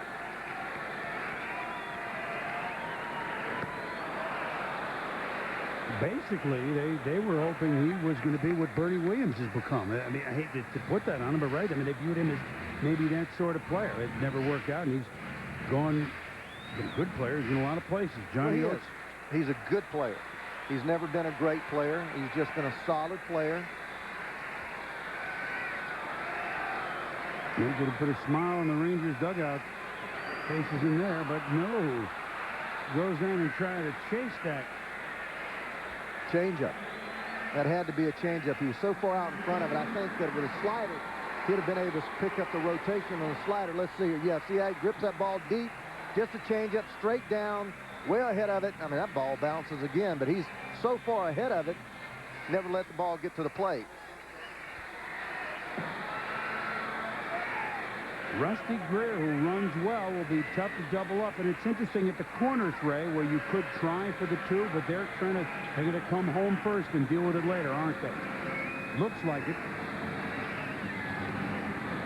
Well, this situation here, you got to play the middle of the infield back, hoping that there's a hard ground ball. Greer runs good. Your third and first baseman will definitely come home unless there's a ball hit to the third baseman's left, and he's moving toward the second baseman, then he'll throw the ball that way. Berto Kelly not too happy about his showing. But you're talking about making a statement. This will make a statement for this Anaheim ball club. If Chuck Finley can somehow get out of this, that's almost like hitting a 3-run home run, being back in the game 4-3. That's right. And then maybe they scratch a run or something in the other half, but they get a long way to go to left. 1-1 the count to Rusty Greer. Off of Finley, so they could get the double play. They turn it. Velarde to Mark Johnson, and Chuck Finley is pitched out of a bases-loaded, none-out situation. The pitching equivalent of a 3-run homer, as you say, Ray. Now what can happen with the Angels at the plate? As they've done all year, they're hanging in there. Top of the 5th inning, the Angels still hanging in. Now try to get something going with the bottom of the order, and Craig Shipley, a little chopper to Stoudemire, nothing doing there. There is one out with Gary DeSarcina coming up. Kids, if you are 14 or younger, you can win a trip to the Players' Choice Award show at Disney World to meet this year's home run champ, and we don't know who it is yet. To enter, check out ESPN.com or send your name, age, address, and phone number to this address that you see right there by October the 12th. Sammy Sosa later tonight on the second half of our double dip. Cubs at the Murph against the Padres. Here is one of the heart and souls of this ball club. Gary, little old lady from DeSarcina. Gets under it. Royce Clayton's there. 2 outs. Here's Kenny Mayne. All right, the Mets trying to take over the wild card lead from Chicago tonight, but this didn't help. The former Met, Carl Everett, the 2-run dong, his 15th of the season. Mets were able to load the bases in the 4th, but came away with no runs, and the Astros are up 2-zip. Chris and Ray, you're back on TV. All right, Kenny, thank you. And the Cubs go into the evening with a half-game lead over the Mets, and the Giants just, the bottom has fallen out in Arizona, losing a 6-run lead to the Diamondbacks last night. Pathetic, to say the very least. And unless there is a unbelievable 180, it looks like that will go Mets Cubs to the wire. Down the line it goes by Greg Jeffries. Gone.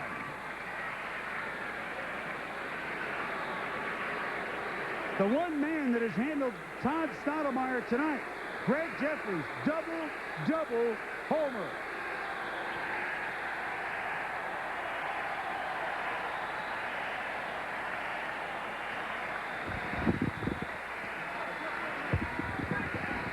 Well, Jeffries just jumps all over a fastball down here. Look how he goes in the extension. Just stays right on the ball, drives it right down that right field line, doesn't hook at all, stays fair. And, Chris, we said earlier, this kid has always been able to hit. Just got off to a bad start in New York, not ability-wise or playing-wise, but players did not like him, thought he was a baby, thought he complained too much. Thought he was what they say, try to big league people early in his career. Went on to Philly, got a lot of money there. A lot of people didn't like that. I've always liked him. I've liked the way he plays. He plays hard. He can flat out hit. He's going to be a big addition to this ball club if they can get Erstedt back. It's his first home run as a member of the Anaheim Angels. He had 8 homers earlier this year with the Phillies.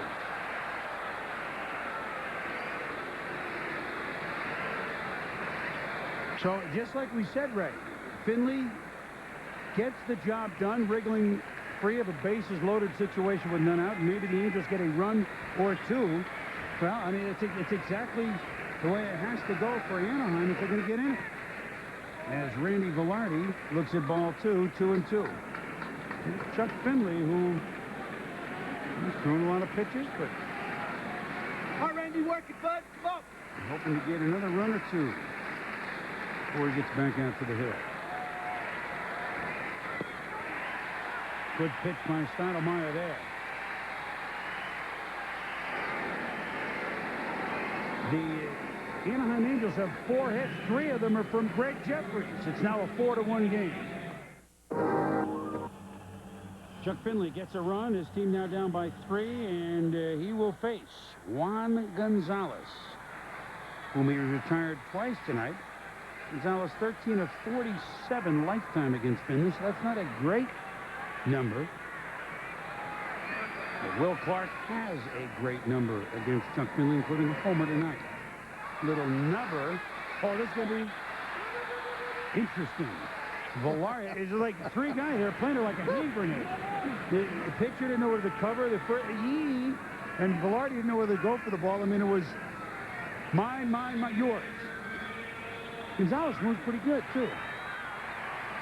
But Velarde eventually makes the play. Look, what?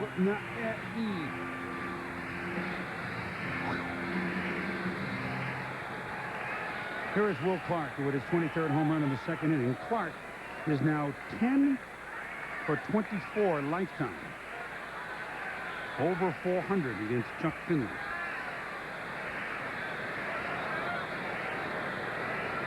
Yeah, I don't buy a lot of those type numbers, Ray, but when you've been around as long as a Finley or a Clark, then I really pay attention to this. Well, you, as a manager, I mean, you can get overblown on, oh, he's 2 for 5 versus 1 for 5. That doesn't mean anything. Yeah, right? 10 at-bats. We try to use 10 at-bats. As a manager, 10 at-bats gives you a pretty good idea. I mean, if you're 0 for 10, obviously you're having a tough time with him. Plus, it shows you the strikeouts on the stats that you get. But you got to have 10 at-bats, because somebody can be 4 for 4 against somebody that be 4 bloops and never touch him the rest of his life. So, but when you start to get 25, 30 at-bats against somebody, that gives you a pretty good idea. You know, you were talking about the numbers Will Clark amassed. Going back to San Francisco, I mean, it's amazing. 109, 111, 116 RBIs, 91 RBIs, 95 RBIs, 333 average. He just put some great years together. It's his best offensive year here for Texas. Speaking of a guy with a pretty good offensive year, Mark McGuire's at the plate. Here's Kenny Mayne. All right, guys, they got the special baseballs in play. Mark McGuire's walked. He's struck out. He's about to face Chris Peters.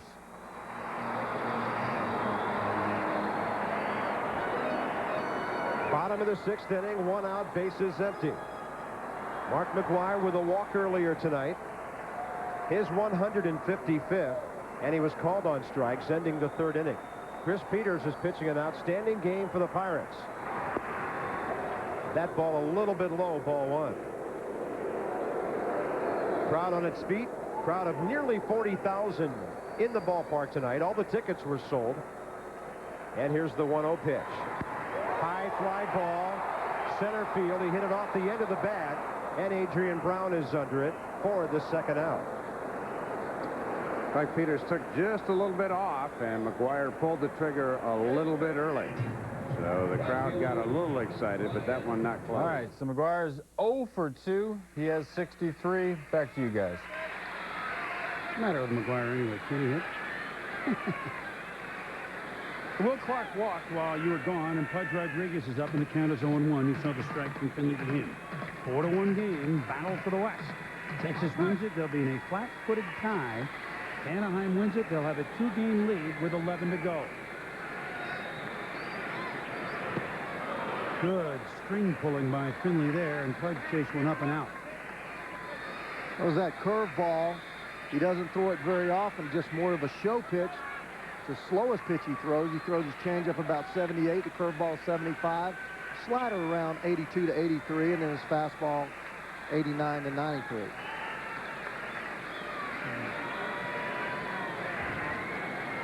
Changeup.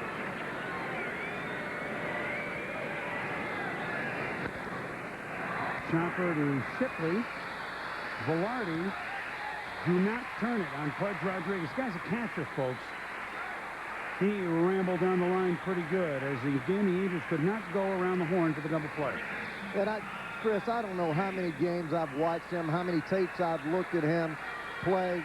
I have never seen him not run full tilt. And as you say, a catcher, pretty high feed here, kind of gets Velarde away from the ball, but catcher just running hard all the time. The perfect feed might have had him. Yeah, good feed going toward first base, leading him a little bit. Would have had him. That throw a little up and away makes Velarde stay, catch the ball behind the bag, gives the runner an extra step. Talk about how well Pudge runs as Congeal steps up. He was 8 for 8 in stolen bases this year. Not bad. He gives you everything he has. You know, you talk about the great players in the game, and You're looking at one of them. You can't go very far without mentioning his name.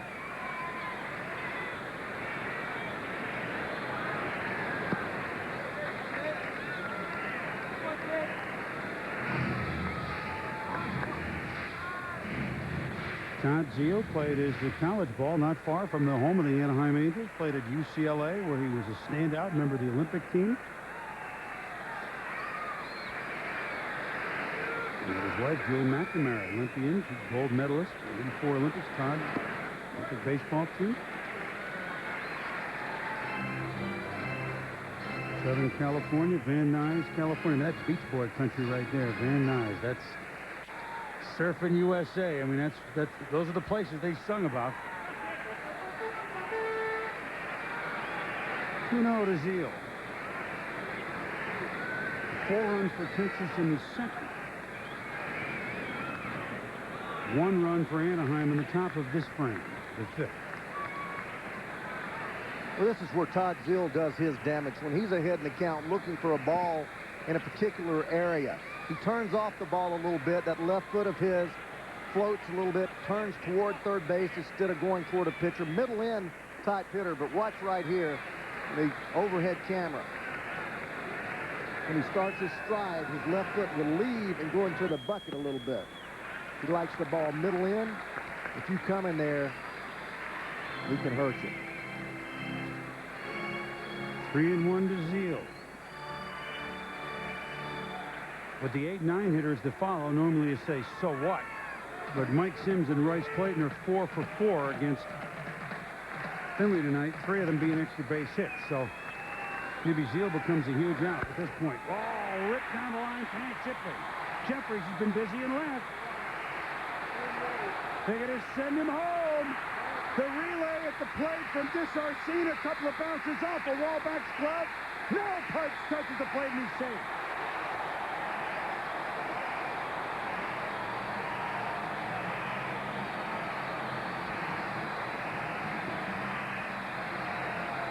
Catcher Pudge Rodriguez running all the way with 2 outs. Came home and had a second chance to touch the plate. You talk about maximum effort. Fastball in. We talked about him liking the ball in. Drove the ball to left field. Watch Pudge Rodriguez. You see any slowing down on this? No way. He's going hard the whole way. Third base coach is there. The only way he scores is because he's given maximum effort from the get-go. Misses home plate there. Thinks he got it, but goes back. Tap dances. Safe. Great job by Pudge Rodriguez. Always hustling. If I were John Madden, he would be on my team. Hey, good job by Rick Reed, the umpire, because it was clear he never did touch the plate. But Pudge, being a catcher, knew that when the ump was standing there with no sign, whoops, probably haven't touched the plate yet. I don't know, safe or out, right? Right. So a big 5th Texas run.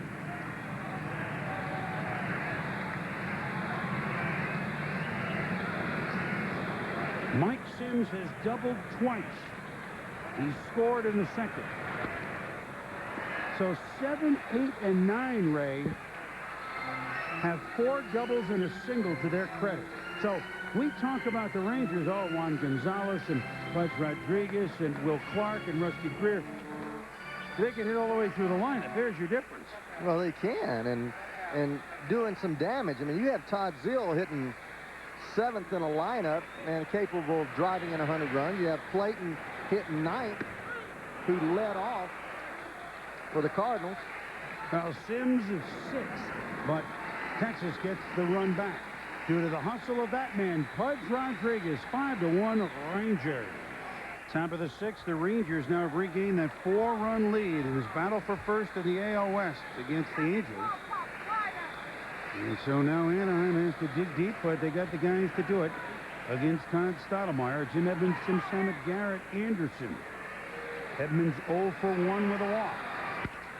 Hits this one well to left, but charging in and got a good view of the ball was Rusty Greer. Well hit, but 1 out. A reminder that Sunday Night Football on ESPN, 8:15 Eastern, following NFL primetime, the Eagles Played much better last week for Ray Rhodes against Jake the Snake Plummer and the Arizona Cardinals with their first home game of the year. Then Monday Night Football at the Meadowlands. Emmitt Smith, Michael Irvin, and the Dallas Cowboys. Jason Garrett from Princeton gets the start at quarterback against the NFC East champ New York Football Giants. 8 o'clock Monday night ABC football, as ESPN and ABC is the exclusive networks of the NFL in prime time.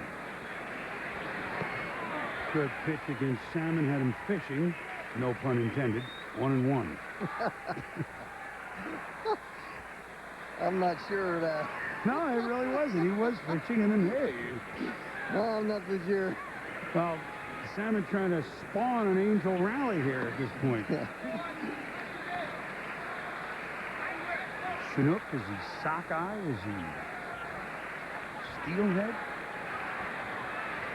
Well, he's been a steel pitcher tonight, Todd Stottlemyre. This is the Stottlemyre that they thought they were getting. This is in right center field, a long run, and Gonzalez is there.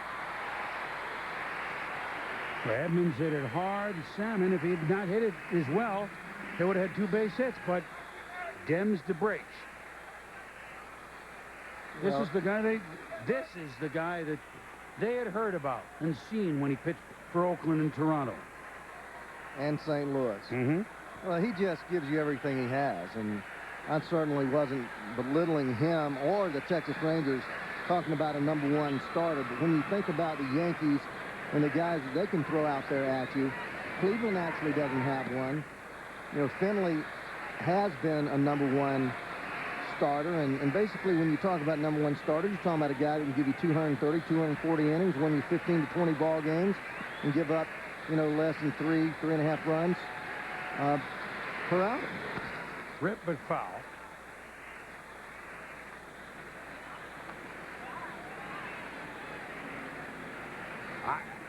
I've seen Stottlemyre pitch some great games, as have you. When he's on, he has #1 stuff.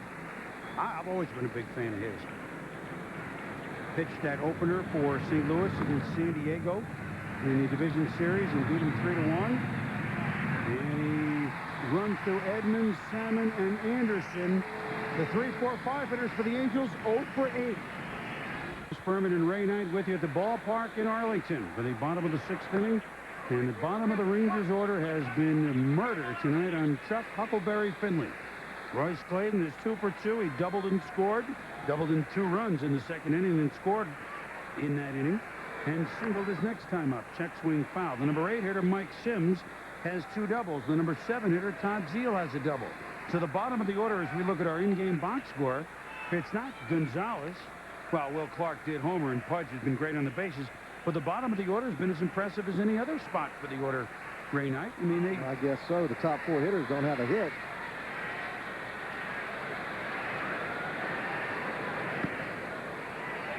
Off-speed pitch up high to Clayton. It's 2-1. Now, this is Royce's first. I know it's different now, Ray, the way the players switch a little bit more. But, you know, when he got this trade, so this is his first 2 months in a whole new league. You know more of the players than you used to, but still, is that a big adjustment, or is that overrated? Oh, it was a big adjustment. When I was traded to Baltimore, I went to spring training, and then my first month I hit the heck out of the ball, and then the second month I struggled big time because once they knew me, they adjusted to me. So I'm not sure where he is in that adjustment, but it's a constant adjustment, then readjustment, and maybe it's his time to adjust to what they're throwing to him. Let me ask you something that seems like a stupid question. You're a shortstop, or in your case, a third baseman. How about a new league?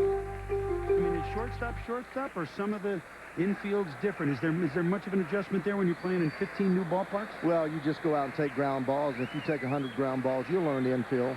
That's not much of a problem. Nice play by DeSarcina from his knees to throw in time to Mark Johnson. Clayton almost went 3 for 3, and a nice play by his counterpart, Gary DeSarcina.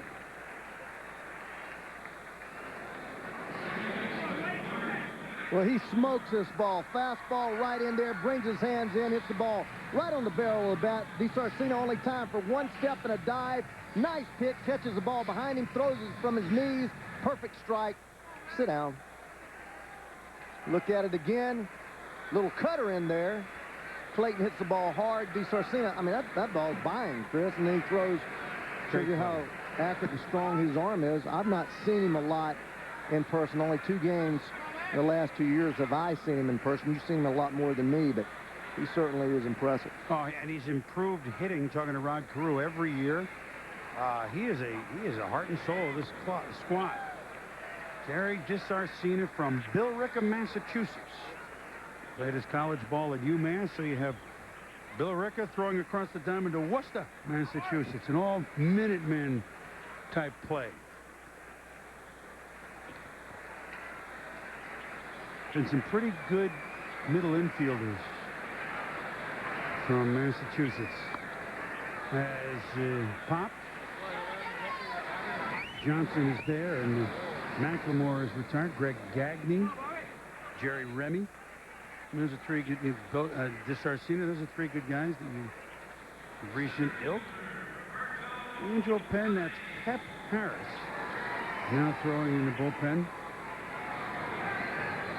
Now Finley has give up the 4-run second. He's kept his club within striking distance, but the Angels just are not that much of a striking club, especially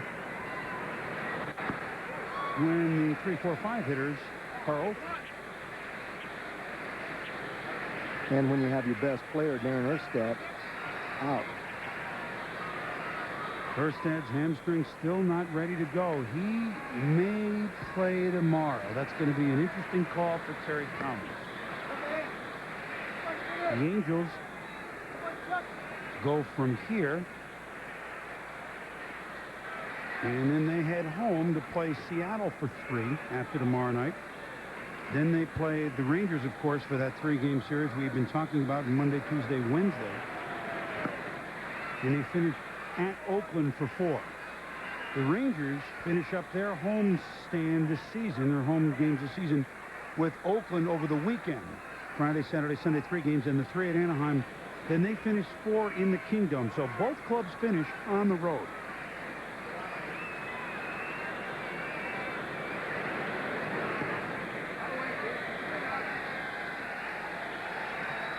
Two and 2 the count. I got an interesting number for you. Dug up by my ace man, Howie Schwab. Since they went to divisional playoffs in 1969, no American League team has made the postseason without a 15-game winner. The Angels aren't going to have one. Just throwing it out.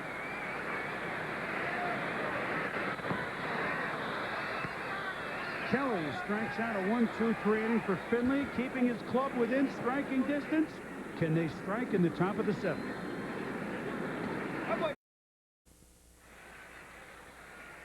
Top of the 7th inning, whatever Angel fans are here, in a big but not sellout crowd. I mean, a little disappointing, to be honest with you, although they do hold it. I mean, it's a school night, and it's 49,000 plus here at the ballpark in Arlington, but a little disappointing that the crowd, I didn't hear it announced yet, but they had about 9,000 seats available. Now I don't know what they got for walk-up.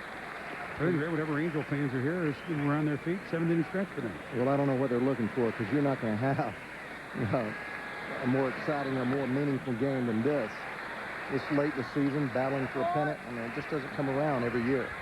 Yeah, they just upset the Troy Aikman, fractured his clavicle, getting ready for the Dallas Stars hockey season. Yeah, a little disappointing. But those that are here have made their presence felt.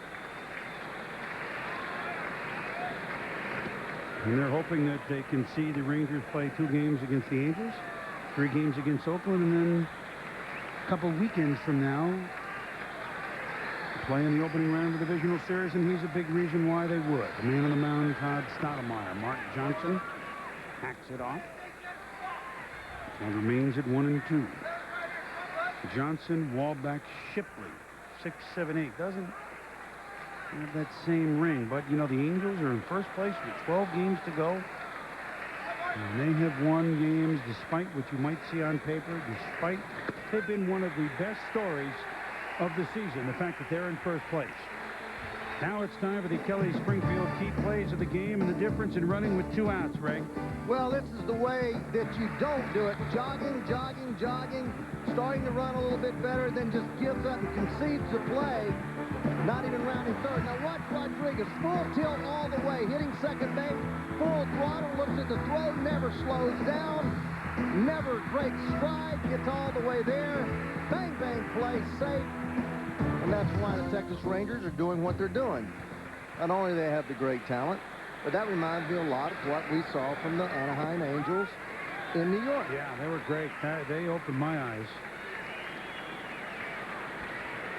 The Anaheim Angels, as Matt Walback at the plate, it's 1-1. They went on a road trip at the end of August that was supposed to end their reign in first. And here is a broken batter down the right field side. Sims giving chase, McLemore, Gonzalez. They went on a road trip, Ray, and we were in the midst of it. They had 5 games at the Yankees. Then they had games at Boston, and they had games at Cleveland. And they won 8 of those 13 ball games. They won 3 of 5 at the Yankees. 6 of those 10 games. 3 of 5 at the Yankees, 2 of 3 at Boston. They split the 2-game series at Cleveland. Before that, and what would about to be a very hot Toronto club, they won 2 of 3 against Toronto. So they went through the heavy metal of the East and Cleveland. And that was our clue that this team is a 6-month ball club. And we're not really seeing their whole deal tonight. And once Erstad gets back, the complexion of the lineup changes. Oh, it really can changes. You take the best player out of any lineup is going to change. You see that when Galarraga did not play the other night against Randy Johnson. And I don't think that's a true reflection of the Braves and the Astros, although Randy shuts a lot of people down. Well, Stottlemyre has shut the Angels down. 2 strikeouts and 2 batters this inning. Here's Kenny Mayne.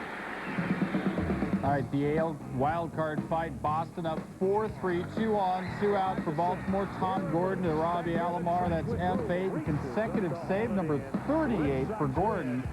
That ties the Major League record. Now Robert Person closing things up for Toronto, and Roger Clemens has won 19, hasn't lost since late May. So Toronto stays 4 back of Boston. Back to you, Chris.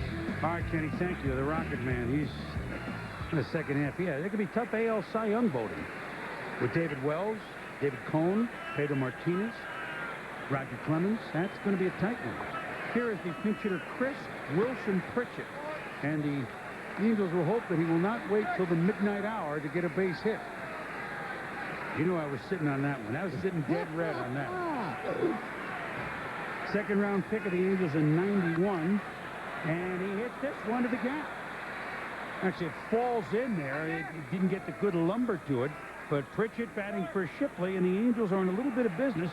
Now, normally say the number 9 hitter coming up, but I mean, DeSarcini is about the 4th or 5th best hitter they have in the lineup, right? Well, he certainly has been this year. 287, been above 300 all year long. Tough little out.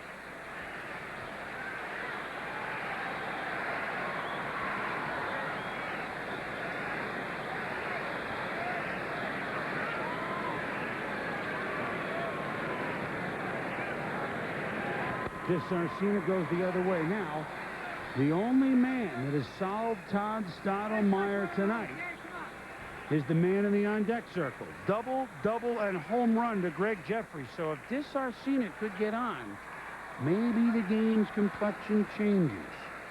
There are 2 out. Stottlemyre has allowed just 5 base hits, 3 to Jeffries. Outside, 1-1.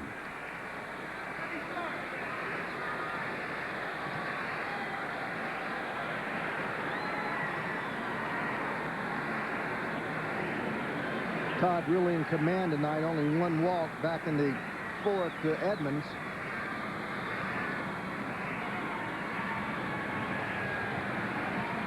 Pudge made sure that ball didn't go to the backstop. DeSarcini 0 for 2 tonight. Pudge again moving over there. That he is lucky. That 5-hole, the hole right between the 2 shin guards. Pudge wincing a little bit. I don't know what happened there. They could ill afford to lose him. No.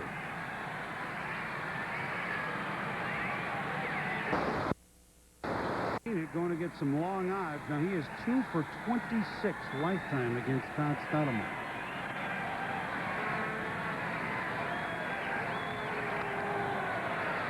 Will this find the seats or the dugout?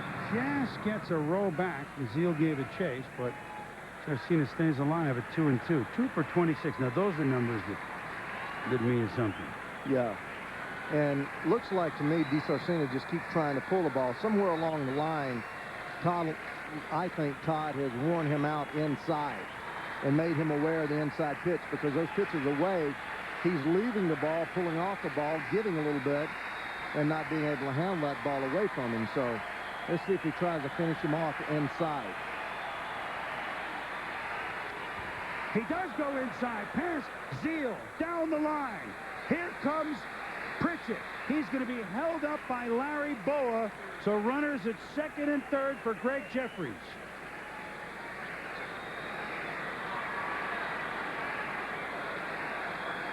You phoned it, Ray, and DeSarcina was ready.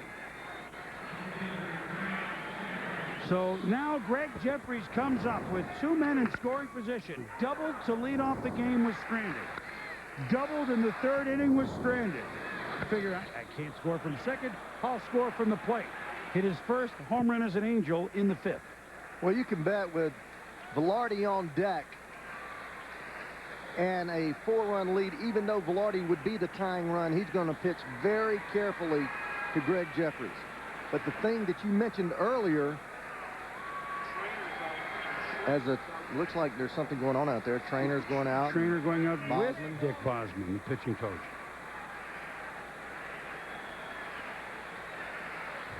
But you mentioned Erstedt over there, and he looms as a pinch hitter for Velarde. We're going to try and get a look at what happened in the last pitch. Tony Fonsis, by the way, the lefty, is up in the pen. Let's see, Ray. His foot slipped off the rubber. It looks like his foot slipped off the rubber. Did you see that? Watch his right foot as he starts to push. Looks like it slips a little bit. Ah, didn't look that way there. I don't know. I'm just looking hard for something. Well, they don't want to make a change if they don't have to. That's for darn sure. Here's Stottlemyre's number. This will be his 100th pitch. 6 Ks. But you saw the number before that. Jeffries now 10 of 19 lifetime against Stottlemyre. So it wouldn't be odd. Here he's got the 3 hits thus far tonight, and now with a chance with a couple runners on, here's Stottlemyre's chance to come back against Jeffries. Pritchett at third, DeSarcina at second. 5-1, the Rangers lead here in the top of the 7th. He's not going to give him much to hit. I just don't think in this situation, you know, my mindset is you go ahead and go get him. I mean, the worst you're going to have is a you know, 5-4 ball game. That's what I think. I don't think you put the runner on, but I know Todd pretty much respects him now, and 10 for 19, you got to respect him. There was a fastball for a strike. It's 2-1. Larry Boa, third base coach, barking all sorts of signs to the second base runner, DeSarcina. Ooh, good pitch on the corner. Now that's what makes, excuse me, buddy, that's what makes a guy a one-hole pitcher, when he can get in this situation and make a pitch like that.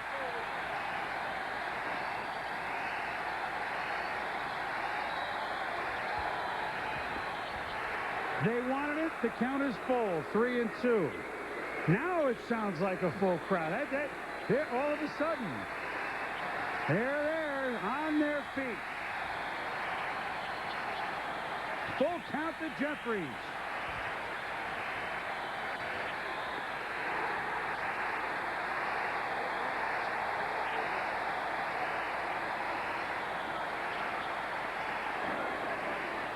Did you see Stottlemyre run off the mound? He was so excited to get that out. That may be his biggest batter that he's faced in a Texas uniform. It's got to be. It has to be. And this man right there, Jeffries, talking to himself, slider. Heading to the bottom of the 7th, let's go to Kenny Mayne. All right. Mark McGwire 0 for 2 tonight. He's walked once. He is coming to the plate, but there may be a pitching change. Let's get out to St. Louis. Well, really no pressure at all for Mark McGwire in the bottom of the 7th. The Cardinals have just scored 3 runs, 2 of them on a double by Eli Marrero, a perfect suicide squeeze by Joe McEwing. Welcome to those who've been watching on ESPN, the Angels and the Rangers. We're in St. Louis, bottom of the 7th. Bob Carpenter with Dave Campbell. St. Louis on top 3-0. Mark McGwire coming up after Ray Lankford was just walked.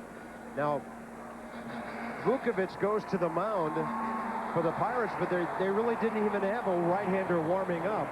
So McGwire, unlike what we thought, will indeed bat against the left-hander Jason Christensen. Not quite sure. I'm sure that Gene Lamont knows his bullpen, but he had 4 more right-handers down there that would be available. Never had one loosening. Mark McGwire 0 for 2 with a walk, a strikeout, and a fly ball to center. First and third, 2 outs here. This is the first time tonight he bats with anybody on base.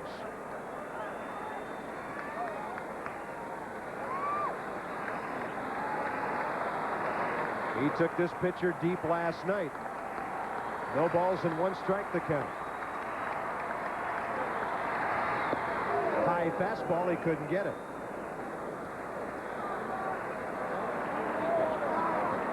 Mark went from looking very locked in at the plate his first 2 at-bats to not very good swings his next 2. Eli Marrero at third, Ray Lankford at first. Crowd on its feet for an 0-2 pitch.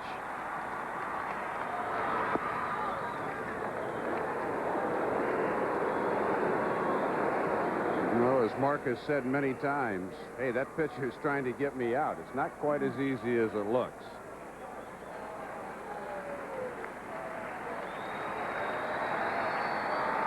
One ball, 2 strikes. And there's a high drive foul down the left field line. Still pulling the trigger just a little bit early. And after he got to 59, the next 3 home runs he hit were kind of right down the line. That was a pitch, if he waits just a little longer, that's a long home run. But he just is having a little trouble keeping that front shoulder in and not opening up. That's the Stadium Club where number 61 hit off the glass on Labor Day. 1 ball, 2 strikes again, and a high fly ball to left field. Turner Ward is watching it, waiting for it to come down. It does on the track, and he didn't miss by much. In the 7th, the Cardinals score 3 runs on just 2 hits. There were 3 walks and a squeeze in the inning. McGwire 0 for 3. All right, pretty good ride by McGwire, but he's 0 for 3 for the night. Chris, Ray Knight, you're back on. All right, Teddy, thank you. While you were gone, Rusty Greer led off the 7th inning with a base hit. Now to bring up Juan Gonzalez, and to put into perspective what Gonzalez with 152 RBIs has done, the last folks in the American League to have more RBIs than that, 1949. Ted Williams and Vern Stevens at each 159. He is the one, so 49 years ago. The last time a major leaguer had 160 RBIs, Ray, which he is 8 away from, and there's a rip to left field for a base hit, which Greer will stop at second base. The last time a major leaguer had more than 160 RBIs, 60 years ago, 1938, Double X, Jimmy Fox, 175. It's going to be a little late for Juan to get to 170. It's only been done 9 times, but all in the 30s or the 20s. Hack Wilson, Lou Gehrig 3 times, and Greenberg twice, Babe, Fox, and Chuck Klein. I'm just saying what kind of season he has had. But to think that he could catch Hack Wilson at 190 RBIs, that was preposterous. Well, it really was, because there's so many other people involved. Hitting home runs, you just go up there and it's you and the pitcher. But when you have to drive in 190 runs, you have to have people in front of you consistently. Early in the year, there were people getting on all over the place. Goodwin was getting on 2 or 3 times every night. McLemore, Rusty Greer. And as the season wears on, you just cannot keep that pace up. And as a result, you don't have the opportunity to drive in runs, and and you're not hot all season long. He was hot for the first 2.5 months of the year. Here's a guy that's hot. Oh, just foul, says John Shulot. He did have a pretty good view of it, Ray. Almost took his shoes off. You know, Will Clark has that special, crisp crack of the bat, doesn't he? I mean, you can just hear that crack of the bat, the ball just hooking, just barely foul, probably a couple of inches. You can hear him hitting in batting practice. Gary Sheffield the same way, McGuire. My favorite Will Clark at bat as far as sound of the bat, and I remember this like it was yesterday, because we talked about it tonight. 89, first game of the NLCS was at Wrigley Field. He had a grand slam. He hit it in so much of a sweet spot. There was not a crack. It was like the center of like a Prince tennis racket. It was the dead. I asked him about it. He said, you know, I didn't even feel it hit my bat. It was that much of the sweet spot. He got that on there. Never forget it. Count is 2-1 to Clark, who homered to lead off the second inning, an inning in which Texas would score 4 runs and essentially put themselves in the driver's seat, where they still are, 5-1.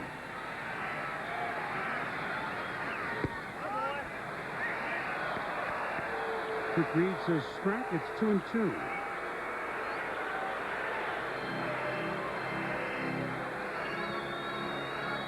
And Pepperdine Pete Pasquarelli reminds me that's the only grand slam allowed in the career of Greg Maddux.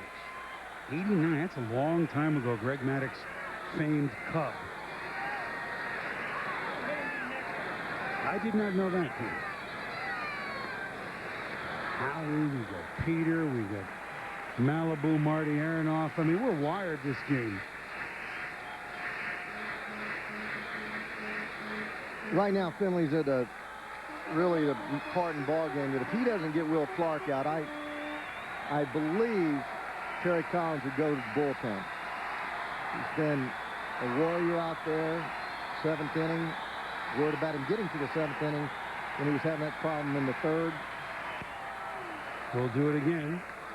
Actually, the 2nd. 124 pitches. So this will be his last inning. Everybody's already heated up in the bullpen. Tup Harris is loose. He's got that man in the middle throwing the ball up and down. That's the bullpen coach, Joe Coleman. DeLucia on the right.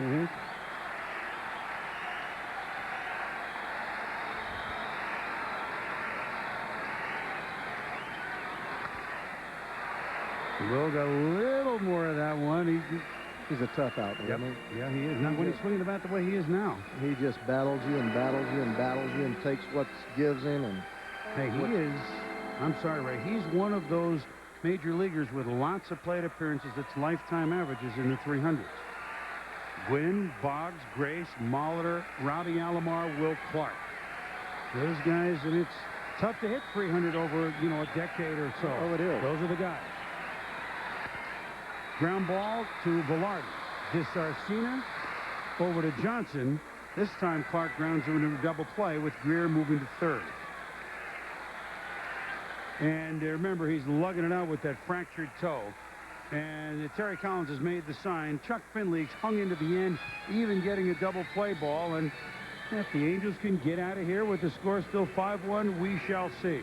Finley will have another crack at these Rangers in the opening of the next series head-to-head on Monday night. But thus far, he stands only to lose it. DeLucia coming in.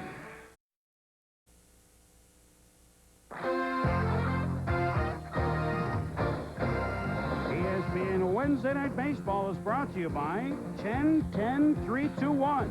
New number, same great savings. And by Bank of America. Put your life in motion. 5-1. The Rangers lead here in the bottom of the 7th inning against the Anaheim Angels, and if it stays this way, they would be in a flat-footed tie for first in the AL West, but we shall see. This copyrighted telecast is presented by authority of the Office of the Commissioner of Baseball and may not be reproduced or retransmitted in any form. The accounts and descriptions of this game may not be disseminated without express written consent. That's that word again. Well, we told you that Chuck Finley could be DeLuza. Into pitches Rick DeLucia. Yeah, Rick DeLucia, 56 games this year. 2 and 5, usually comes in middle of the ball game. 3.99, pretty good earned run average. 3 saves, fastball, which sinks, and a slider that he throws a lot. 52 hits, very good ratio. 66 punch outs and 67 innings. Very solid year for the 32-year-old right-hander. Well, his job, should he choose to attempt it, is to retire Pudge Rodriguez, who's 1 for 2, has scored 2 runs, and leave Rusty Greer at third base, and then give the Angels, with a very silent middle part of the order, a crack at it. 2, 3, 4, Velarde, Edmonds, and Salmon coming up in the 8th.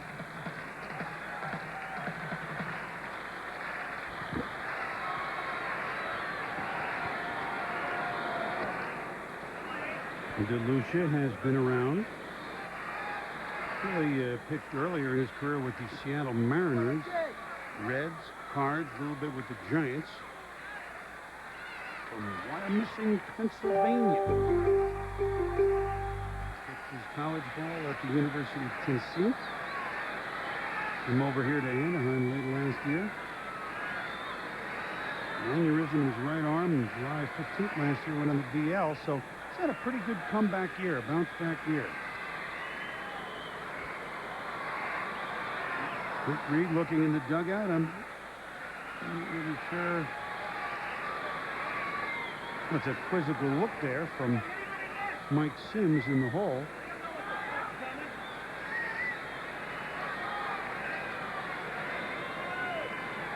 I don't know. Heated game. Rick Reed's hearing it. Rodriguez fouls it off. We remain at 0-2. As you look at the scores at the lower part of the screen.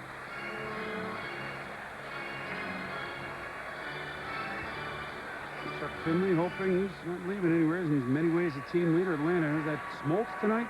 Let me tell you something. I know Greg Maddux is great, and I know Tommy Glavine is going to win 20 games. Their best pitcher this postseason may be John Smoltz. That'll be foul. That's why I always think of Atlanta. You know, you talk about all these other clubs. Certainly, Houston improving so much with acquisition of Randy Johnson, but anytime you can throw Maddux, Glavine, Smoltz, any one of those 3 get hot, they can shut you down. That's going to be 2 wins, maybe 3. And it's tough. I mean, when you have a team that plays solid defense and scores some runs as Atlanta does, it's tough. And you know, they have not won but 1 World Series. Strike 3, and Pudge didn't like it. He knows he's got to get back there behind the plate in a moment. Didn't like it. DeLucia does his job. Can the Angels get something going?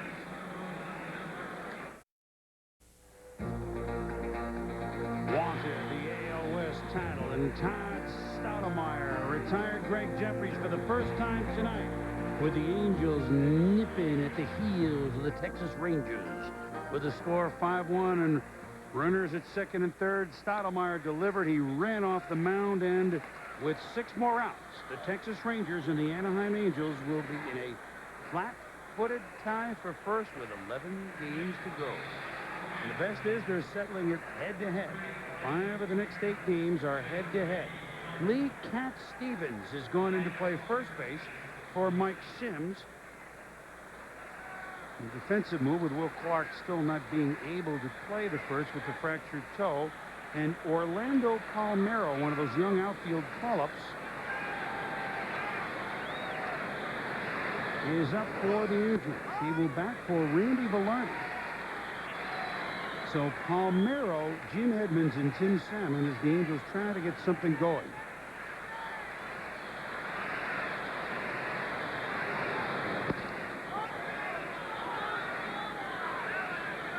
Called from Vancouver on June 4th.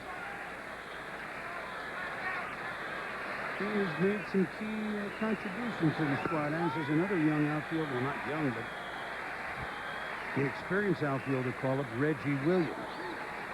Stoudemire is 1-2, and we got to start looking at him. Boy, Dick Bosman was so certain before the game. He said, hey, his last 3 starts have been really good for us, Chris. Don't even look at those numbers. McLemore squeezes it. There is 1 out. Here's Kenny Mayne. All right, Cleveland beat Minnesota 8-6. Manny Ramirez, 2 home runs.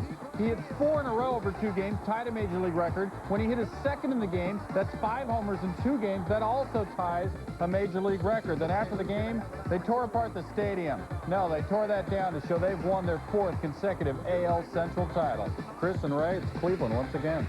All right, Kenny, thank you. And, you know, there's a team laying in the weeds in the American League. No competition in their division, with all due respect to the other teams in the Central. They really hit a lull. I don't think that the West leader is going to catch them. They're going to be the 2nd seed behind the Yankees. Which means they would open up at home against Boston if that's the way it goes. And, you know, they beat the Yankees last year. They're a team that kind of laying in the weeds a little bit, aren't they, the Cleveland Indians? Well, they've been there, and they acquired some people that know how to win, that will battle. Bubba, I told Mike Hargrove that he'd win 15 games for him, and he's won 13, I believe. Cologne has done a great job for them. They need Jared Wright to be the Jared Wright we saw last October, but we'll see. How about Richie Sexton? Wow. Tommy coming back. Oh, they're dangerous. No question about that.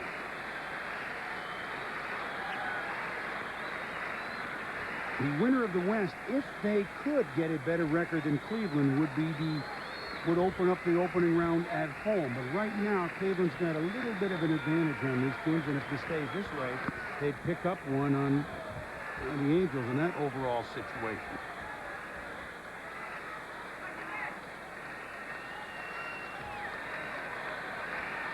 Cleveland now 84-66 as Edmonds digs in and pitches. The Cleveland are 84-66. If it stays this way, both of these teams would be 81-70. So now that's 4 in the loss column, which, I mean, Cleveland's going to end up probably the number 2 spot. They caught themselves just in time for that. 2-2 the count to Edmonds will do game. Jimmy 0 for 2 and a walk. Tim Salmon on deck is 0 for 3. Garrett Anderson behind him, 0 for 3.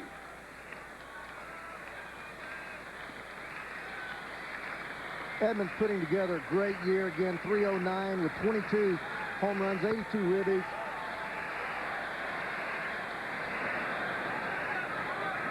Oh, that's a veteran play by Zeal. You know, he went over there, and he hasn't played that long in this park, and he was very much in control of where that wall was and made the catch. The Midas game summary. Greg Jeffries has been the Angels' offense tonight. 3 for 4 with a solo homer, but the heart of the order now 0 for 9. Will Clark spearheaded a 4-run second inning by leading off with homer number 23, and the 7, 8, 9 hitters, notably Sims and Clayton, 8, 9, really doing damage against Chuck Finley. If it stays this way, Ray, that the Angels have beaten the Rangers 5 out of 7 games. Now would be 5 out of 8. They'd be 5 and 3. The 3 games they would have beaten the Angels. Nice play by Clayton across the diamond. And Salmon has gone. The 3 games they would have beaten the Angels would all be at the hands of Chuck Finley. Interesting.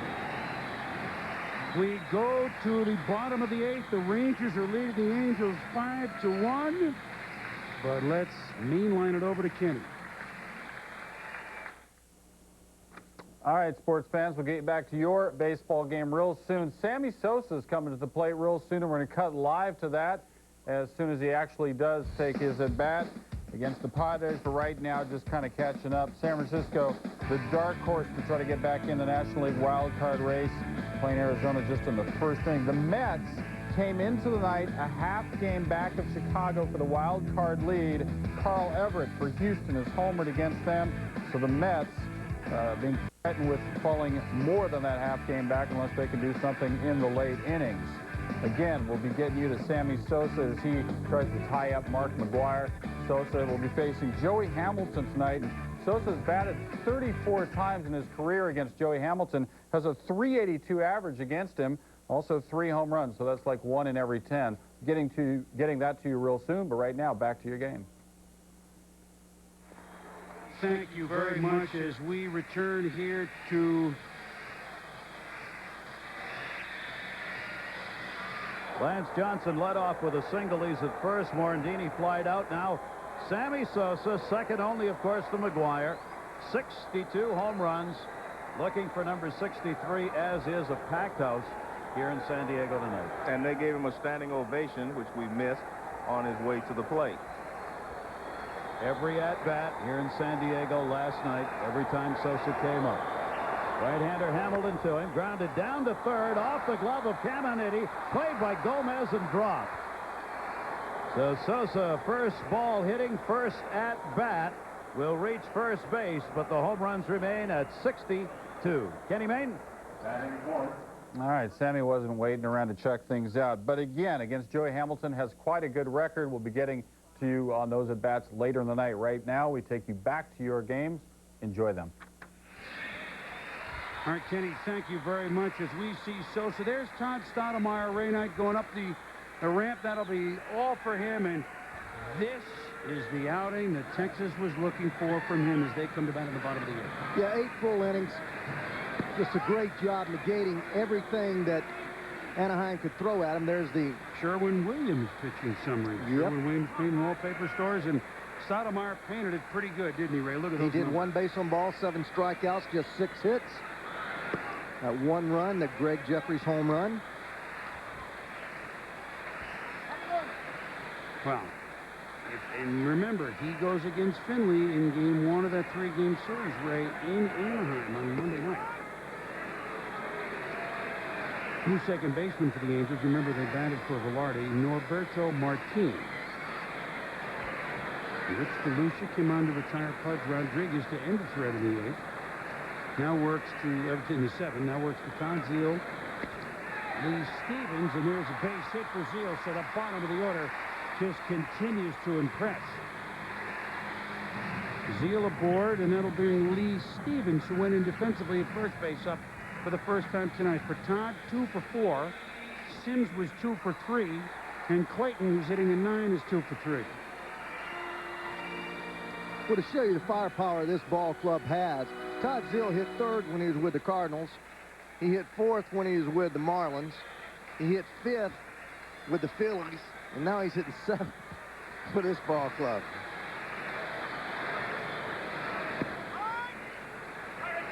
Another nice story. Lee Cat Stevens came up with the Angels organization. I think I announced his first major league hit back in the Hotel California days in '91. In fact, I know I did because we talked about it. And he was the guy that was going to replace Wally Joyner. And it didn't really work. He was out of the majors for several seasons, and all of a sudden came up and made a valuable contribution when Will Clark was hurt 2 years ago, came out of nowhere and played some solid first base for the team that won the AL West, the Rangers. Last year had a very good season. Last year hitting 21 homers and hitting 300. And they just plunked him. He spent a couple of years in Japan for the Kintetsu, what are they, the Buffaloes. So, I mean, he went all the way out of the country and found himself. And has made some big contributions to this ball club in the last 2.5 seasons. He has. He's always been a valued left-handed bat, guy that hits the fastball very well. And I think the big thing about him is he's been just a little short defensively and not much running speed. But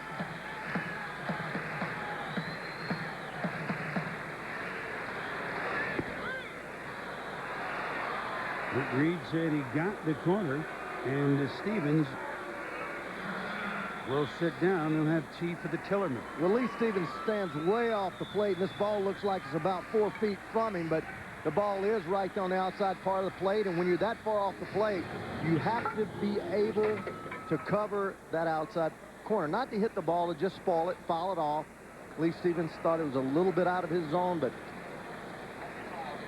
not the umpire. Here's Royce Clayton, doubled home 2 runs in that 4-run second inning.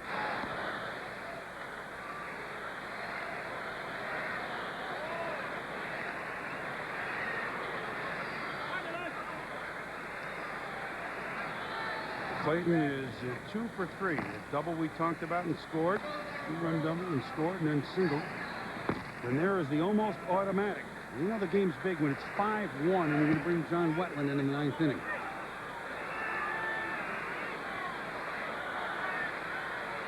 Not a save situation, but he really doesn't care. Yeah, this time of year, you better not be thinking about personal stats. No, he's not. He does not think that. No, I know he does. You know that. As good as it gets. Boy, Stoudemire to Wetland. That was, I mean, Johnny Oates couldn't ask for any more. Let's get 8 from Stoudemire, 1 from Wetland, and go home and be in first place.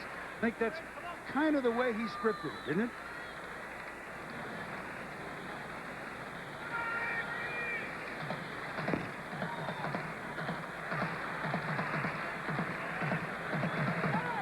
Here goes the base runner. Wallback double clutches, and he won't have a shot.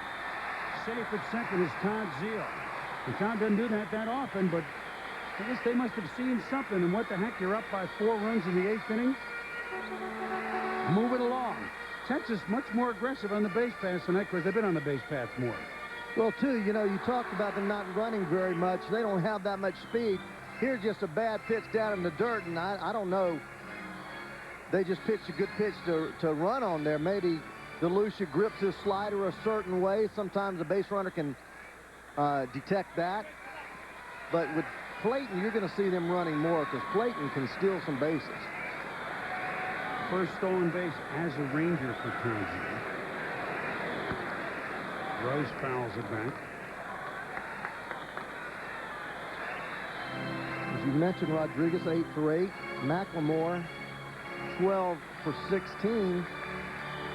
Those two and Tom Goodwin not playing tonight are only 3 guys that have any stolen bases at all.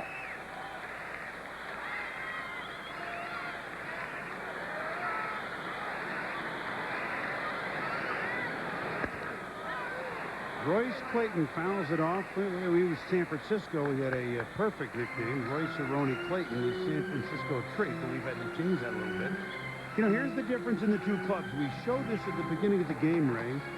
Runs, 100, and this is going into the game tonight, 121 runs more scored by the Rangers, and, of course, many more home runs for the beginning by Texas. The difference, and we'll show this in a moment, is the other side of the ball. The other side of the ball, the ERA and the runs allowed by the Angels and the Rangers, the Angels have allowed almost 100 fewer runs than the Rangers. So, I mean, it's obvious what type of clubs they are. That's correct. I mean, you're playing a little more pinball wizard and you're playing the Rangers type of game than you are the Angels. Because 100 more runs, 100 less allowed. I mean, it's apparent. Good fastball by DeLucia and up and out of the zone a little bit, and Clayton waved at it. DeLucia's come in and struck out 3 guys. Well, he has. Clayton has a tendency to chase that ball up. He does there, doesn't get a part of it. DeLucia throws that glove at you a little bit. That late movement on that fastball as Wallback catches it.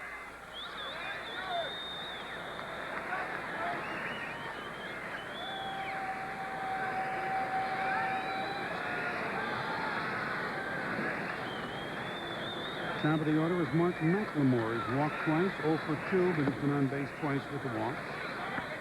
Through to center, pop to first. You're looking ahead to the Angel ninth. 5, 6, 7. Garrett Anderson, Mark Johnson, Matt Wallback.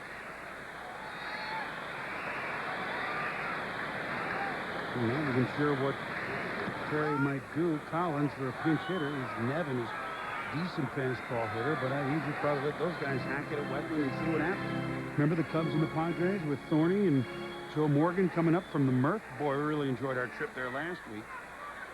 The Giants and the Pods at the Murph. I'm back to my early days here broadcasting, bro. Our producer, Jay Cutlow's backyard. It's got a, it's about a 10-acre backyard. It's the entire Jack Murphy Stadium with a Qualcomm. Guy's got guys mowing the lawn for him all. It'll be fun to see how the Padres respond in the postseason. 1-2 pitch by DeLucia. He bounces that one. Good play by Wallback, Zeal stays at second. Well, Wallback's done a good job tonight. This third pitch that he's blocked, gets down, uses those feet, squares up.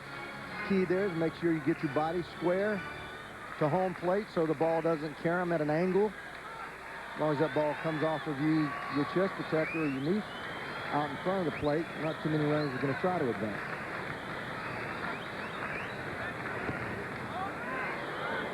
Outside, it's 3-2. Tomorrow night, a lot different feel for Anaheim on the mound. The knuckleballer Steve Sparks, who pitched pretty well the game we had a few weeks ago in New York, against Rick Helling, trying to become a 20-game winner out of nowhere.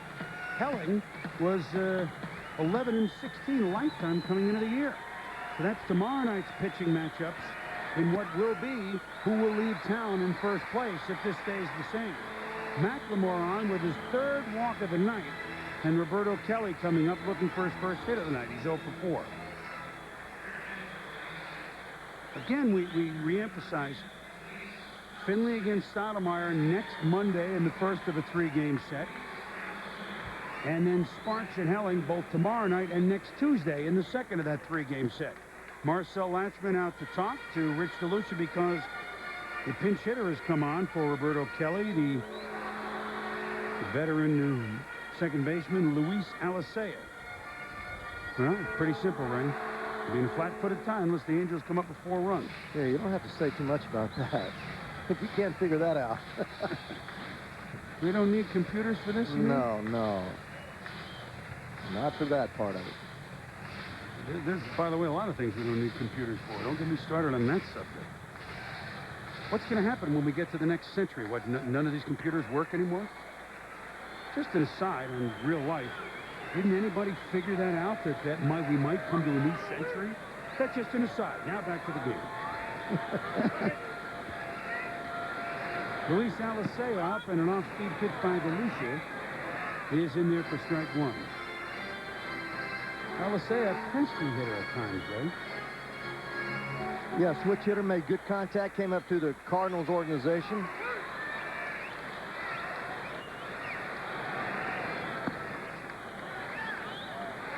Alicea in Wonderland. He had one game, I think he had 8 RBIs one game we had the Cardinals.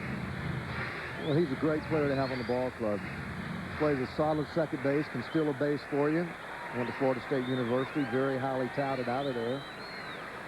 Maybe 6 RBI, but he had a big game. Behind that one, the Lucians look pretty good.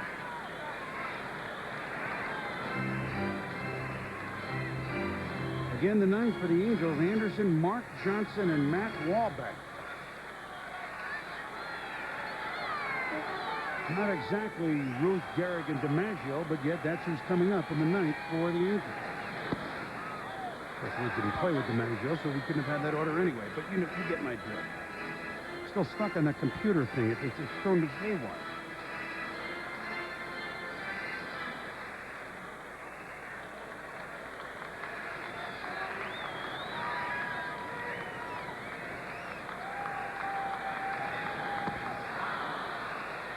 DeLucia's gotten 4 outs since he's come in. They've all been strikeouts. We head to the ninth. Do the Angels have some magic against John Wetland?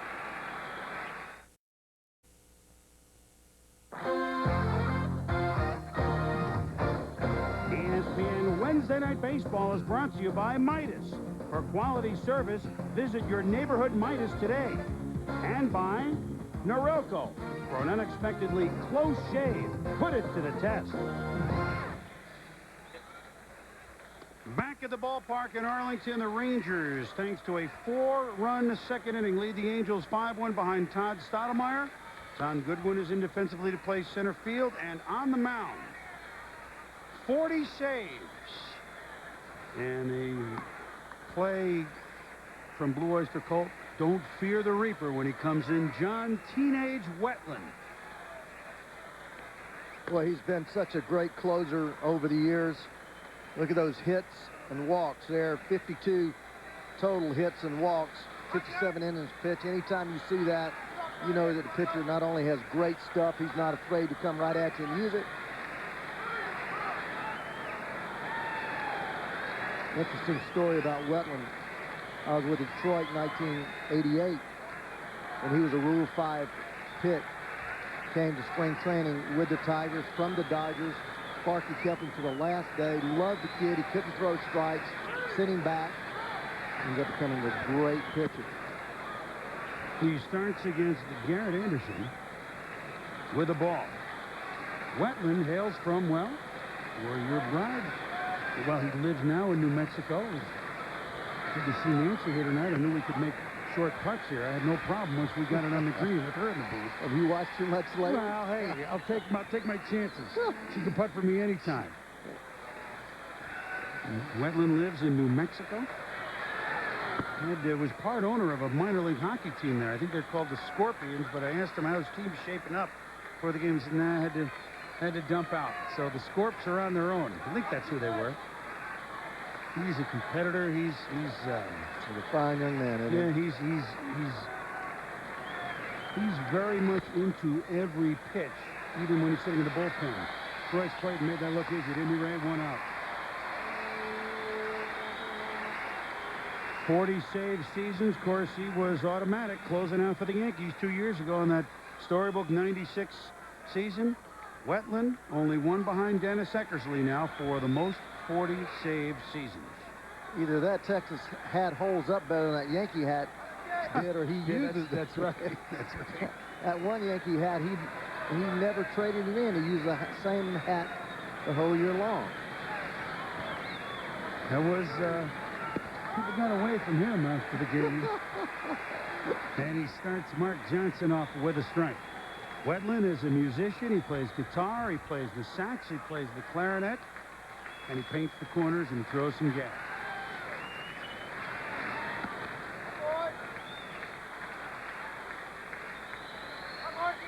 Just think back, and I know this is not the time, but Wetland and I were talking about that team they had in Montreal a few years ago with the strike, and they had the best record in baseball with Peter Gammons at the piece on, and we were just talking about that for a few minutes before the game.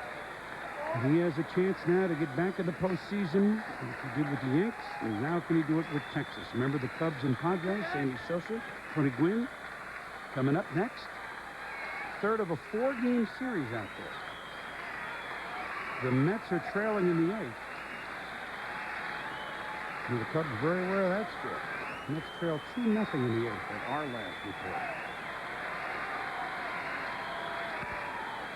Well, Ray, your views on what now looks like the flat-footed tie in the West. Remember, they play 4 times in the next 7 games after this 3 at Anaheim. I mean, one game, is momentum as good as tomorrow's starting pitcher, or is this a real upshot with Texas coming from behind yesterday to win that game in Baltimore and sitting on the Angels? Well, I think these are 2 very evenly matched ball clubs, and it's just going to go down to something as crazy as somebody not hitting a cutoff man or not making a throw on a ball hit the shortstop, or or Finley or someone like that just doing what Stoudemire did tonight, shutting somebody down. Well, here are the games. 3 at home against the A's after tomorrow's home game. 3 then at the Angels, which we've been talking about Monday, Tuesday, Wednesday, and that's a mistake. It's at the Mariners. Their last 7 games are on the road.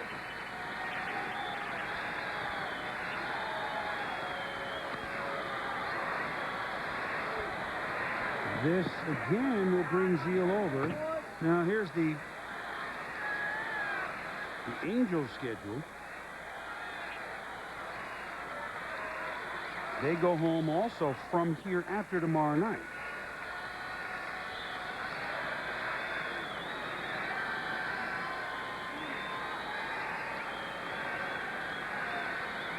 And they play 3 to Seattle and 3 to the Texas, and they finish up with 4 at Oakland. So there's the remaining schedule for these squads.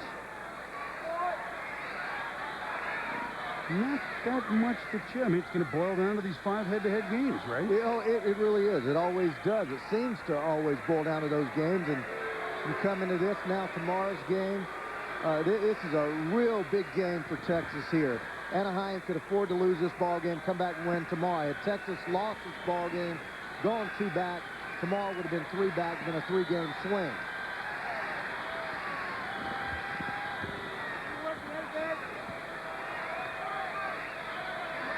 But it will boil down to, I think these clubs are so evenly matched. No really dominant pitching. I think that they are going to, whoever does the little things well. Well, I didn't mean to cut you off, but now Terry's going to have an interesting decision tomorrow night with Darren Erstad. That's when you are aware of what's going on in tomorrow night's game. You see if, and that's a swung on and miss out of the Mickey Owens school, and Mark Johnson is safe. Well, you just do not see that very often, not with him. No, you don't. Just have to see it again. I know it was a slider that went down. The ball hits. He just came up on it. He expected that ball to bounce. He did not go down with it. You're going to see where Pudge comes up with it instead of going on down with it, hitting his knees and blocking it. And the ball just kind of skipped. Look at this. He still almost got him. Look. Good shot, guys. Still almost got him. So striking on a wild pitch if you're scoring at home, and I do know that some of you are. And here, well, it's a foolish fan is running across the field, and I'm not even sure why. But this is just foolish. It doesn't look like he's asking for an autograph or anything. He's just making a sprint, and we're going to end up in jail. Yeah, it's just stupid. But at any rate, that's why we have a momentary delay. Cubs and Padres next. Looks like he's done this before. He's got his hands behind his head. Whatever the Angels go from here, they have been in a story full of, and a season full of marvelous stories, starting with McGuire and Sosa, the Yankees. We go the three lost causes of baseball: the Cubs, the Red Sox, and Cleveland, looking like they may get, well, the Cubs maybe in the postseason. Of course, the young fans are going, well, Cleveland's in it all the time. But the history of the Cubs, the Red Sox, and the Indians make us very compelling if they all get in the postseason. What the Angels have done this year under Terry Collins, one of the best stories of the year. Oh, it has been. With the injuries that they've had, with what they started out with this year, they have just battled and battled. And when Texas made those acquisitions and the Angels did not, the whole world of baseball was all over the general manager Bavasi about not making a deal. Then they acquired Juden. People laughed at that, and they just continue to do it with what they've had.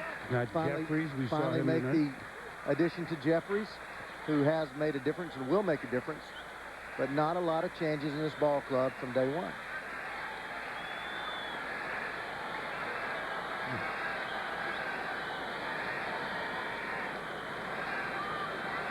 Tell you what, we have an interesting man in the on-deck circle. This is slugged by Matt Wahlbeck to right. Back goes Gonzalez. Back. Ladies and gentlemen, you do not count out the Anaheim Angels.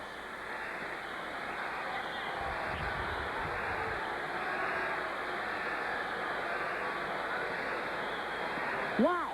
And you don't give up outs either, Chris. A strikeout and a wild pitch is an out. So instead of having 2 outs, you have 1 out.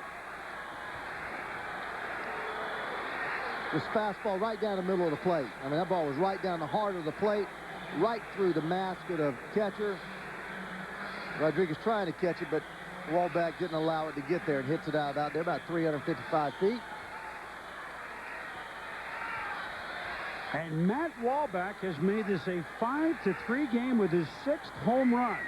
And now as pinch hitter for in the number 8 slot is Darren Erstad. So I guess maybe, although we said that he would be available for pinch hitting duties and to run at once. This might tip your hat for tomorrow night. Looks like he may be in there, but we'll see how this responds if he has to run it. As Wetland starts him off with a strike. His hamstring has acted up on him big time for the 2nd time this year. And that's why he has not been playing the last couple of weeks. In some ways, I mean, this is ahead of schedule. But let me tell you, looked like he was a little rusty there, and Wetland didn't fool around.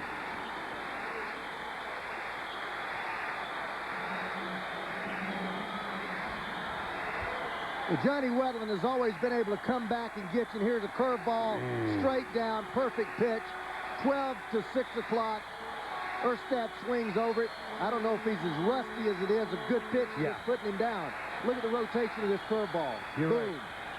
That's unfair to say that's rusty. Gary Gisarcina off the glove of Clayton, and the tying run will come to the plate for the Angels. You figured, all right, give up a home run. You got rid of Erstad. The game's up. Not yet. And the tying run, admittedly, it's not Stoudemire, but it's been the man that swung the hottest bat tonight, Greg Jeffries. So, you know what? Win, lose, tie, whatever happens here, these are the Angels. Well, I told you after that game in New York, I had seen Texas earlier, and I had seen the Angels, and I thought the Angels were better ball club because it seemed that they did more things right and because they never quit. Now, I've seen Texas a lot lately. They're playing a lot better. Jeffries has had some kind of night. 2 doubles and a homer, and he did not go, said Tim Cheetah at third base. High cheese that Jeffries held off.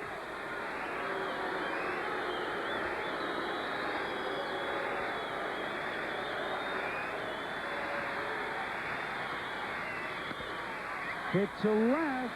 Greer got a good jump on it. Makes the catch. Jeffries gave it a little ride, but in the end, the Angels rally in the 9th, falls short. They left the calling card for tomorrow night, though. But with the Rangers beating the Angels 5-3 with 11 games to go. Hello in the American League West.